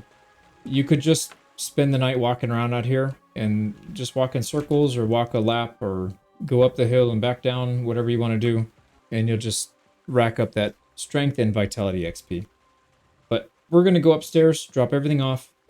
There we go, everything is pretty much out of our inventory. Now go back to your found section, click on books. We're going to take every single book that we have not read yet. Lore books, skill books, anything that we didn't read yet. So you'll know you didn't read it because it has the star. Doesn't matter if they're stolen. We didn't steal them from here, so it shouldn't matter. And then also, if you have spectacles, if you happen to steal some spectacles off of, like, the scribe has a pair. I think there's some other people that have pairs as well, but the scribe's the main one that I can think of that has it. If you were able to get one when you're pickpocketing him, then you want to equip it because it'll increase your scholarship, which makes you read faster. But it's not important. Time passing in this game means absolutely nothing unless you're doing like a challenge run where you're timing yourself. But aside from that, as long as you have food, it literally makes no difference at all. So We're going to go downstairs, find this table here, open up your books menu, and just read everything that you can. But I recommend reading Master Studies 1 and 2 first, because we want to get as much scholarship as we can. So go ahead and open it. You press E again to start studying, and you'll notice right down here this number, this 35%, this is how much you'll read in 1 hour. You go over to 2 hours, it goes to 30, or sorry, to 70, and then finally 100%. So you want to get to 100%. Press E, and it's basically just like you are waiting. It's the same thing. And then we close it, go to the next book, and then read the whole thing until it's fully studied. And we should get a level. There we go, level 10. So go ahead and back out of this and go to your player page because we need to take a perk. So under the skills tab, scholarship, there's a couple options here. We could take cushion, and this makes reading faster. Or we could take contemplative, which makes you not lose any energy or nourishment when you're not moving at all. So you're not moving when you're doing, say, like crafting, or you're negotiating or talking to people. If you're, sitting on a bench and or if you're letting time pass. So this is really good to reduce some of that grind of having to eat all the time or sleep all the time if you're doing a lot of waiting around. So I personally prefer this. Cushion is nice if you want to read faster, but honestly, like I said before, time passing in this game is completely, I would say, cosmetic. Most of the time, it doesn't affect anything. So for the most part, this is kind of a useless perk, other than if you're trying to beat the clock on maybe a personal challenge. So I would recommend contemplative. We'll have to eat less when we're doing that. So back into our inventory, books, and at this point, we can just read everything in order, anything and everything that we can get our hands on. So read was done. You'll see as we do these, we're going to not only get skill XP from the books that we're reading, so like archery, agility, stealth, all these, but you're also getting speech and you're getting scholarship XP. So you want to read everything, even if it's a skill you're not going to use, read them anyway so you can get the other two, speech and scholarship. Now, this book, it says we've been reading too much. We've read enough for today, so we have to close the book and do something else. Now, you could go off and do other stuff, but for the purposes of this guide, I'm going to recommend that you sit here, eat some food, get your food all the way up, and then just wait. Maybe wait for like 6 hours or 8 hours or something, and then you'll be able to read again. Don't worry about being tired. We'll fix that later. You can be as tired as you want, and it won't affect you. You can literally stay up for 1,000 days, and you'll just be tired the whole time. You won't actually take damage or fall asleep. So for the purposes of this, we're going to skip sleeping until we read everything. Then we'll go upstairs, sleep, make a save file, and then we'll be ready to go. So go ahead and read the next book. We're going to get through all these. I'll probably edit the rest of this out, but just go down the list, read everything that you have. All right, and again, it's blocking us from reading anymore, so we need to wait around. Let's go and wait for 12 hours this time, so we don't have to mess with it again. Back to the inventory, read the rest of this book. Now, one thing I did forget to mention, it's actually better if it takes longer to read in this instance because we have a lot of stolen loot, and we want to start using it, or maybe you just want to sell it. Either way, if it's got stolen status, it's not a good idea to use or sell it when it's like that. So the more time we take to read these books, the more loot that we'll have basically laundered by the time we're ready to go to sleep and go upstairs. So don't worry about this taking a lot of time. I mean, actual in-game time, it takes a lot of time, but IRL time, it takes almost no time. Because waiting in this game takes a very short amount of time. You don't have to worry about your sleep, but you do have to worry about your food. But don't eat any of this rotten food. This stuff, just toss it on the floor. There's nothing you can really do with it. Anything that's red is going to make you sick, like poison sick. Yellow is about to go off, but in this case, we have a ton of food we can eat anyway, so just toss that stuff. Eat the other stuff that you've got. All right, I got 2 books left, and then we're done. There we go, last book, and we have a massive amount of XP and levels that we just got, and we just laundered a ton of items because it took us, I don't know, was it 2 days to do all that, and we still have to sleep, so we've got a little more time going our way as well. So let's head up here. Put these books back in because we don't need them. Like I said, you could sell all these now. They're clean, so you can sell them to anybody and they won't raise any suspicion. But go to bed, sleep up to 100%, and then we'll talk about the next step.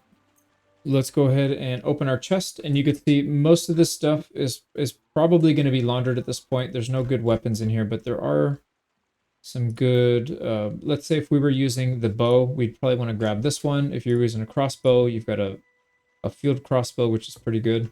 This is an item that I believe you get if you pre-order, so I'm not going to consider. I'm going to consider this one that it doesn't exist because you may not pre-order. It's kind of a dumb item. It's basically a late game item, but you get it for free up front. I don't recommend it. In terms of armor, if you wanted to equip yourself with a nice kit, you've got a ton of stuff to pick from. In terms of thieving, which is what this guide's based on, you want to make sure you have really good clothing for that. So go through, don't take armor, only look at the clothing items. So take every piece of clothing that you have into your inventory.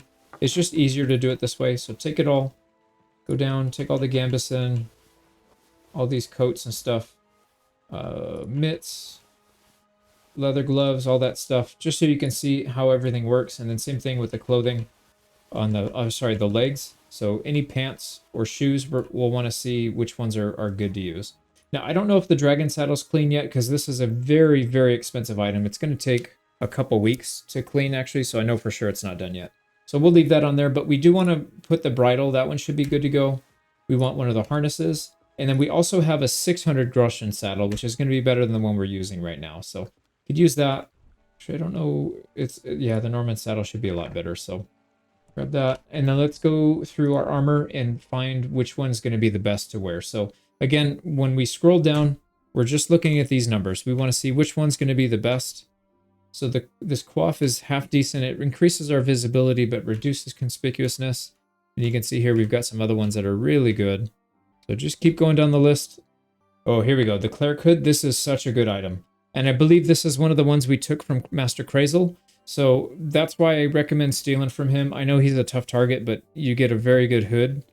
And then he's got some other stuff too that we're going to most likely be equipping depending on what the numbers look like. So this felt cap is a little better for one of these stats. So we'll take that. Actually, the miner's cap. Oh, that's a big difference. Drop down to 27. Yeah, that's a good one. So we'll take the miner's cap. Moving on to the body armor. Most of this is not going to be all that good. Usually it's the hunting jacket that's good. The hunting coat, I think it is. Here we go. So the embroidered shirt is actually really good. Wow. And again, that I'm pretty sure we got this from Brazel. I'm not 100% sure, but look at those stats. 23, 15, and 26. It's going to be hard to get better than that. We don't have a hunter's pouch equipped yet, so let's equip it.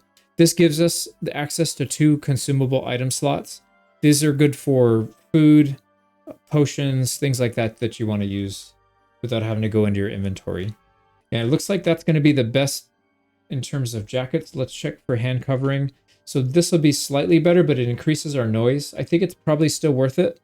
Yeah, so the riding gloves are really good in this case, and they're black, so we just look like we're going to a funeral. All right, simple shoes. Let's see if we can find something that's got some good noise reduction here. So again, we're just going to go down. See, this increases noise, but it decreases visibility. I'd rather have the noise reduction, so we'll keep that. This one, simple hose, is better than the hose that we currently have. We lose 1 conspicuousness and doesn't cost us anything else. And the joined hose is actually better for some reason. We'll take that. And that's it. So that's pretty much our loadout right here. This is what we're going to look like. Let's go back into our inventory here, get rid of all the other stuff, and then we'll see what we ended up with. Also, if you're going to be selling stuff, I recommend putting the kits in your inventory and then just going through and seeing what you can repair. So you do that by going to your other tab, click on the tailor kit, and then use it. You can see right here, we can repair one of these items that we're using, but not the other. It's too damaged. We don't have enough skill, but that's fine. We can fix it later. We can fix these 2. We used our kits. Let's go ahead and put that back. Now, before we go downstairs, I'm going to recommend that you look in your inventory and find weapons and loadouts that you're actually interested in using. So if you're planning on using sword, the one that we have is okay. We're going to want to craft something better than that. We can talk about that in a second. If you want to use heavy weapons, you can either craft one or take one of these. Like this bludgeon is pretty decent. If you plan on using a shield, I don't think we picked one up, and these are from the DLC, so don't even look at that. I already grabbed a bow, and then if you want to grab a crossbow, you can grab one of these as well. You got tons of ammunition to pick from. If you're doing thieving, I don't recommend going out with a heavy loadout, because it limits the amount of gear you can take, and you probably shouldn't be fighting too much when you're doing that anyways. In terms of other stuff, I think we're pretty much ready to go. Let's take this quick finger potion. Yeah, so let's say, for example, if you wanted to do sword fighting and bow, or bow, but you have a backup weapon. So this would be a good loadout. And then we need to go downstairs Get our horse ready, because we do have some equipment that he can use now that it's been laundered properly, or cleaned, whatever you want to call it. Here we go. So we'll go to armor. All the way at the bottom of armor is the horse tab. Move it over to the horse, and we'll see what difference this bridle makes. So you can see right here, our defense goes down slightly, but we get more capacity, speed, and stamina. So 11 stamina, 1 speed, no capacity, it's just blue for some reason. And then if we put on the harness, it does slow us down a bit, but it increases our courage and our capacity. So it might actually not be worth it to put this on. Sacrificing speed is not usually a good idea. Same thing with the saddle, although it does give us 40 more carry capacity, which is pretty good at the expense of 3 speed. Now, when we get our really good saddle laundered, I think it adds like 200 more. So it's really, really, really good. Especially if you're going to be stealing and looting a bunch of stuff. So let me go ahead and put these back, and then we'll talk about the very, very end game. I'm not going to show you how to do everything, but I'll give you some pointers for how you should, depending on what you want to do, how you should go about your playthrough. In the time that we were waiting, we were able to launder this Master's hunting bow, so we can use that. It's actually pretty good. It only requires 5 and 3, but its power rating is pretty high, 100. So we'll use that. And now this is where I'm mostly going to let you go and kind of do your own thing. I would probably recommend going in a couple different directions. So if you're planning on stealing more stuff, which obviously for a thief playthrough, that's kind of the main goal. I would recommend going to different towns, mostly during the nighttime. Obviously, we did some of this during the day, just so that you can get a little more comfortable with how the theft mechanic works in the game. But it is very risky to do it during the day. If you just focus mostly on stealing at night, you won't have to worry much about anything, really. And then if you don't want to do lockpicking, just get into where they're sleeping, steal their keys, and then you can, just like we did earlier, and then go steal other stuff and get out. If you want to do some melee combat, I recommend going to Tomcat, especially if you're using sword. It's going to be a great place to start. So you can fast travel here, or, obviously don't fast travel if you want to get your pebbles upgraded, but come up here to the Nomad camp, go see Tomcat, and then you'll start that quest line. And then if you finish that, you can do Master Strike. I also recommend getting Mutt if you're going to focus heavily on combat.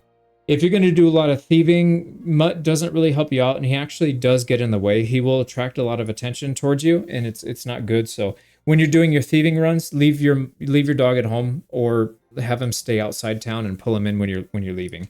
If you're going to do some kind of archery, either crossbow or bow, I recommend going back up to Takov, and I'm going to just fast travel here. Like I said, normally I would recommend doing this manually so you can put the miles in on pebbles, or the kilometers in on pebbles, but in this case, let's just get through it quickly so I can show you where to go if you want to start off your bow or crossbow. So we're back in Takov. This is our second home, so if we need to get some inventory from here, we can do that. And I do actually recommend, if you're going to do some archery training or marksmanship training, go back in and grab a marksmanship repair kit. So under the other tab, you see marksman kit. Grab a couple of those. You're going to burn through your bow pretty quickly here. Now the place that we're trying to get to is going to be west of Takov. So just follow this road all the way. It'll wind over there, and then we'll end up in an area where we can do some archery training. There's also another spot a little further up here, but I find the targets a little farther away. I could be wrong. Maybe it's just a bias, but I feel like the archery training near the castle is actually harder than the one that we're going to right now. So hopefully we can access him without going through a bunch of the quests for him, but let's find out.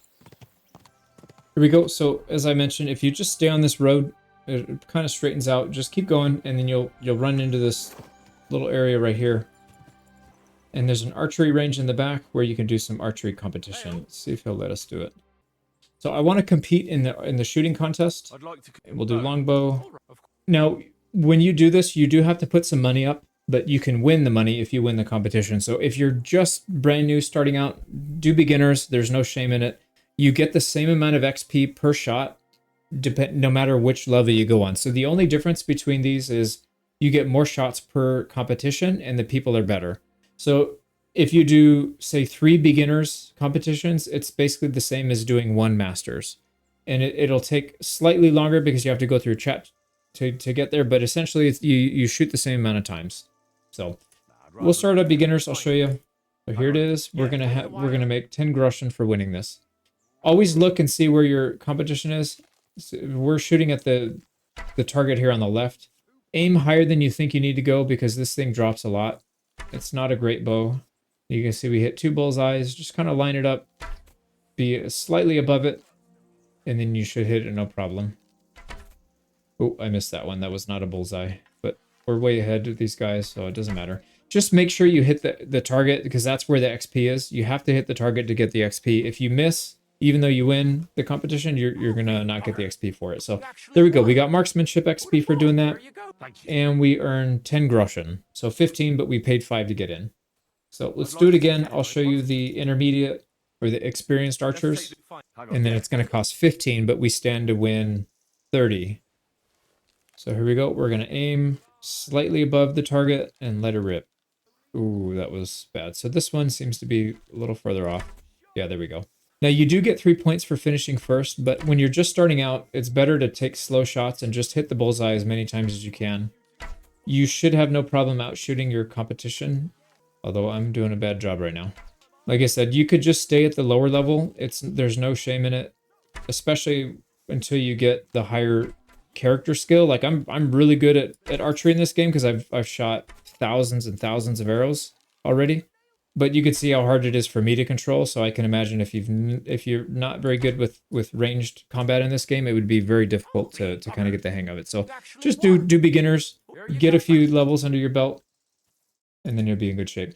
One thing you could also do, if you have it, we've got a weak bowman's brew. You could use this, and this will increase your bow skill for 10 minutes. Probably not worth it though, to be honest. I would just save that for when you're doing combat, but if you wanted to, you could. So just do that as much as you can, get as much XP as you can, and then you'll see your marksmanship start to go up. Let's go back to Tomcat, and if you have an interest in doing melee combat, I'll show you how to get that started. If you're doing melee, again, you can pick whatever you want, which sounds most interesting, but I highly recommend going with the sword as a beginner, because it's probably... It's the easiest to dominate the enemy with, but it's definitely not the easiest to master, because there's a lot of complexity with it. But like I said, if we just stick to a game plan while you're learning, and then just add maybe one little skill here and there, then you'll catch on and learn really fast.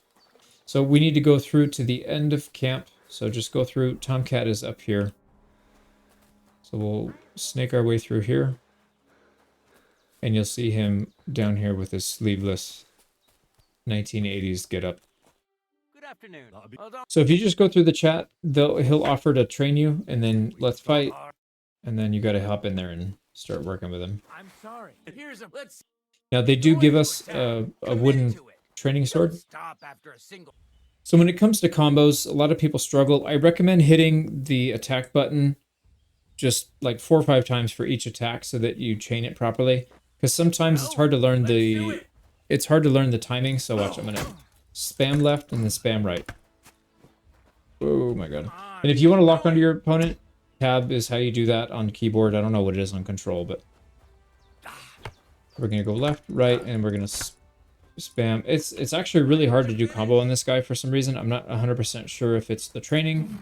Like I never struggle with it out in combat in the wild, but against this guy for some reason. There we go, we got that one. Try, if you're having trouble doing it from the right, try starting from the left first. Yeah, so there's something weird with this training combat. I think this is what's tripping up a lot of people. They said they couldn't do combos. It's probably because you're doing it from the right, and there's something weird with the mechanics of the game fighting against this guy. If you start from the left, so left, right, left, it'll let you do it. Alright, so again, Let's give it a try. smash the attack. So we're going to hit once, and then we're going to spam it till we see it go, and then we're going to keep clicking until you see the combo go off. So up, right, and then left. So hit it 3 or 4 times per attack until it registers, and then eventually you'll kind of get the rhythm of when the timing should be, and it should be a lot easier that way. Alright, and then we want to talk to him and see if he'll let us fight him. This is the one that most people struggle with. So we challenge him to a duel.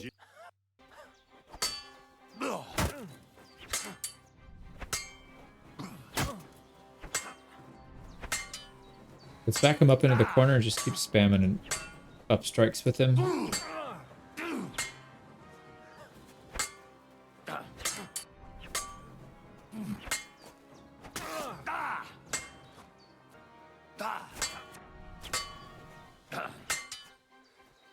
Alright, that wall does not let you attack when he's touching it, so don't back him up there, apparently.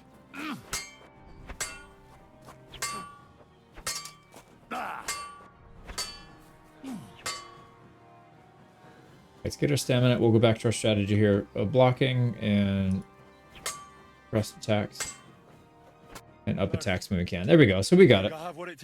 Let's do that again, just so you can see it. I'm not going to talk. I'll do it legit this time.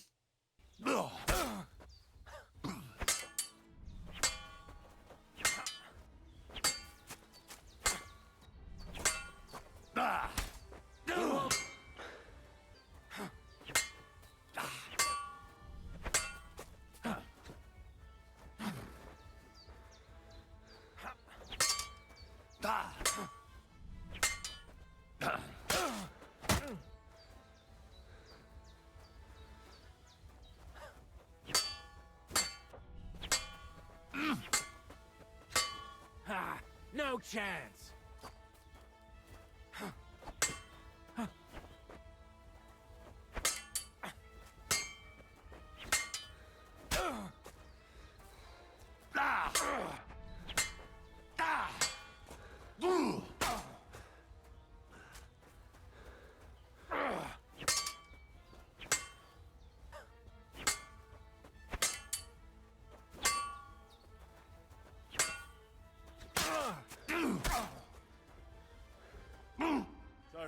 There we go, we got him. So, like I said, if you focus on blocking and then focus on attacks that are perpendicular to the direction he's facing, you shouldn't have any problem beating this guy.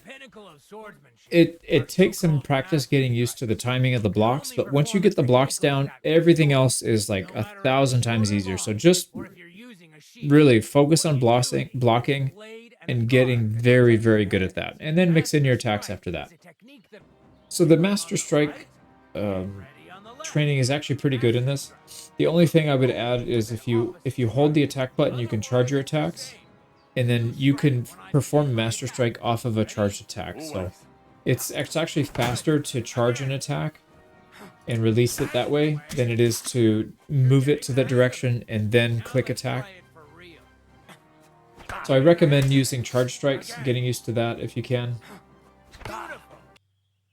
Also, you can learn some combos from this guy. Can you show? Well, you could do basic training from him as well, get some XP by paying, or you can learn combos. German. So if you go to these trainers throughout the world, you'll find them usually near combat arenas. Sometimes not, but usually you will. This guy teaches a sword technique, a shield technique, and then an unarmed technique. So really good spot to get some combos. And they're kind of expensive, but not for how much money we have. They're like $250 to $350 each. This one's only $200 actually. But yeah, most of them are 200 and then $280 for that one. So there you go. But yeah, practice. You've got to save here. Just go back to the Tomcat fight if you want to keep doing it. I recommend fighting against real people, not this guy in training. My personal opinion.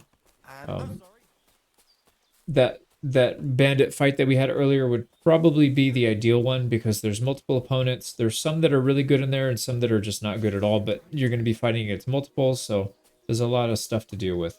But after that, so if you're doing combat, you probably want to pick up Mutt. So go through the quest line to get Mutt. Depending on what weapon you want to use, if you want to use heavy weapon or polearm or any of those, just go get one. I already showed you where the polearms are. You can pick them up for free in that armory here in Troskowitz. Or you can buy one. I would probably just steal it though if you're doing a theft playthrough like this. So go in there, you can pick up a pretty good one, and eventually you'll pick up more. There's other good ones that you can get. Another thing that you could do is, let's go back to Takov and I'll show you. So Takov is a really good spot because you can get your crafting materials here right away and then go immediately to the blacksmith area. So coming down here, you can see we have a lot of materials. Let's actually just take it all and see what we can craft with this. So just take it all into your inventory. Come over here, and based on the available recipes that you have, we can make a hunting sword. We can't make the falchion because we don't have a coin sword pommel, but we could probably figure out where that is and buy one. Oh, we can't actually craft a lot of these things. We can make a carpenter's axe. So you can make these. They'll sell for $2.15 each, and they don't cost you that much. You can make 2 of these. Hunting sword. Actually, we need to go find another blacksmith to get some of these parts because this is not very good. But if you progress past the wedding quest, they'll let you into the castle eventually, and then there's a blacksmith in there, so I recommend doing that. I don't want to spoil anything past that, but get past the wedding quest, get into the castle, and then buy some stuff from that blacksmith. Or, better yet, just like we did here, just steal it. Just steal all this stuff. And if you want to steal stuff from this blacksmith, his chest is right in here. You cannot pickpocket him, so you actually have to pick the lock here. And it's the door on the left. He's got his chest right here on the floor. It's a hard chest, so you probably won't be able to do it for a little bit until you get some levels, or maybe a quick finger potion. Let's see if that lets us do it. Yeah, we can actually get it from here. Yeah, at this level, it's going to be tough. Probably going to break in a pick. So if you start to get to the end and it's shaking too much, just cancel it and do it again. So in this case, I would probably spend more time pickpocketing.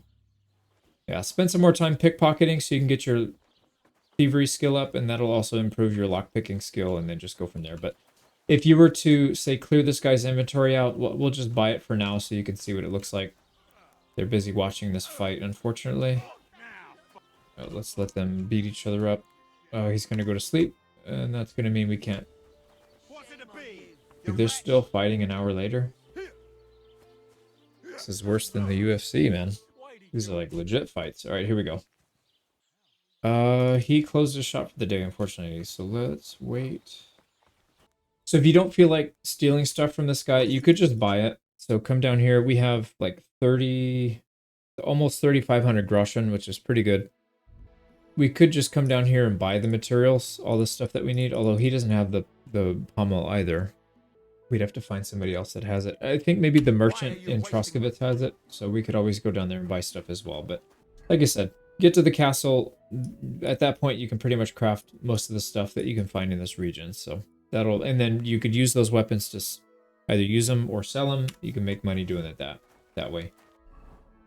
Aside from that, I think that's mostly, I don't really want to go into alchemy or any of those others. I'll do that in a different video, but I think that covers most of the bases. I'm going to end the recording here. So hopefully this was enlightening to you. Hopefully you can really dip your toes into thievery, and if you're struggling with it, hopefully this helps you out a lot. So let me know in the comments if you have any questions. I'll be happy to answer them, and we'll see you guys in the next video. Take care.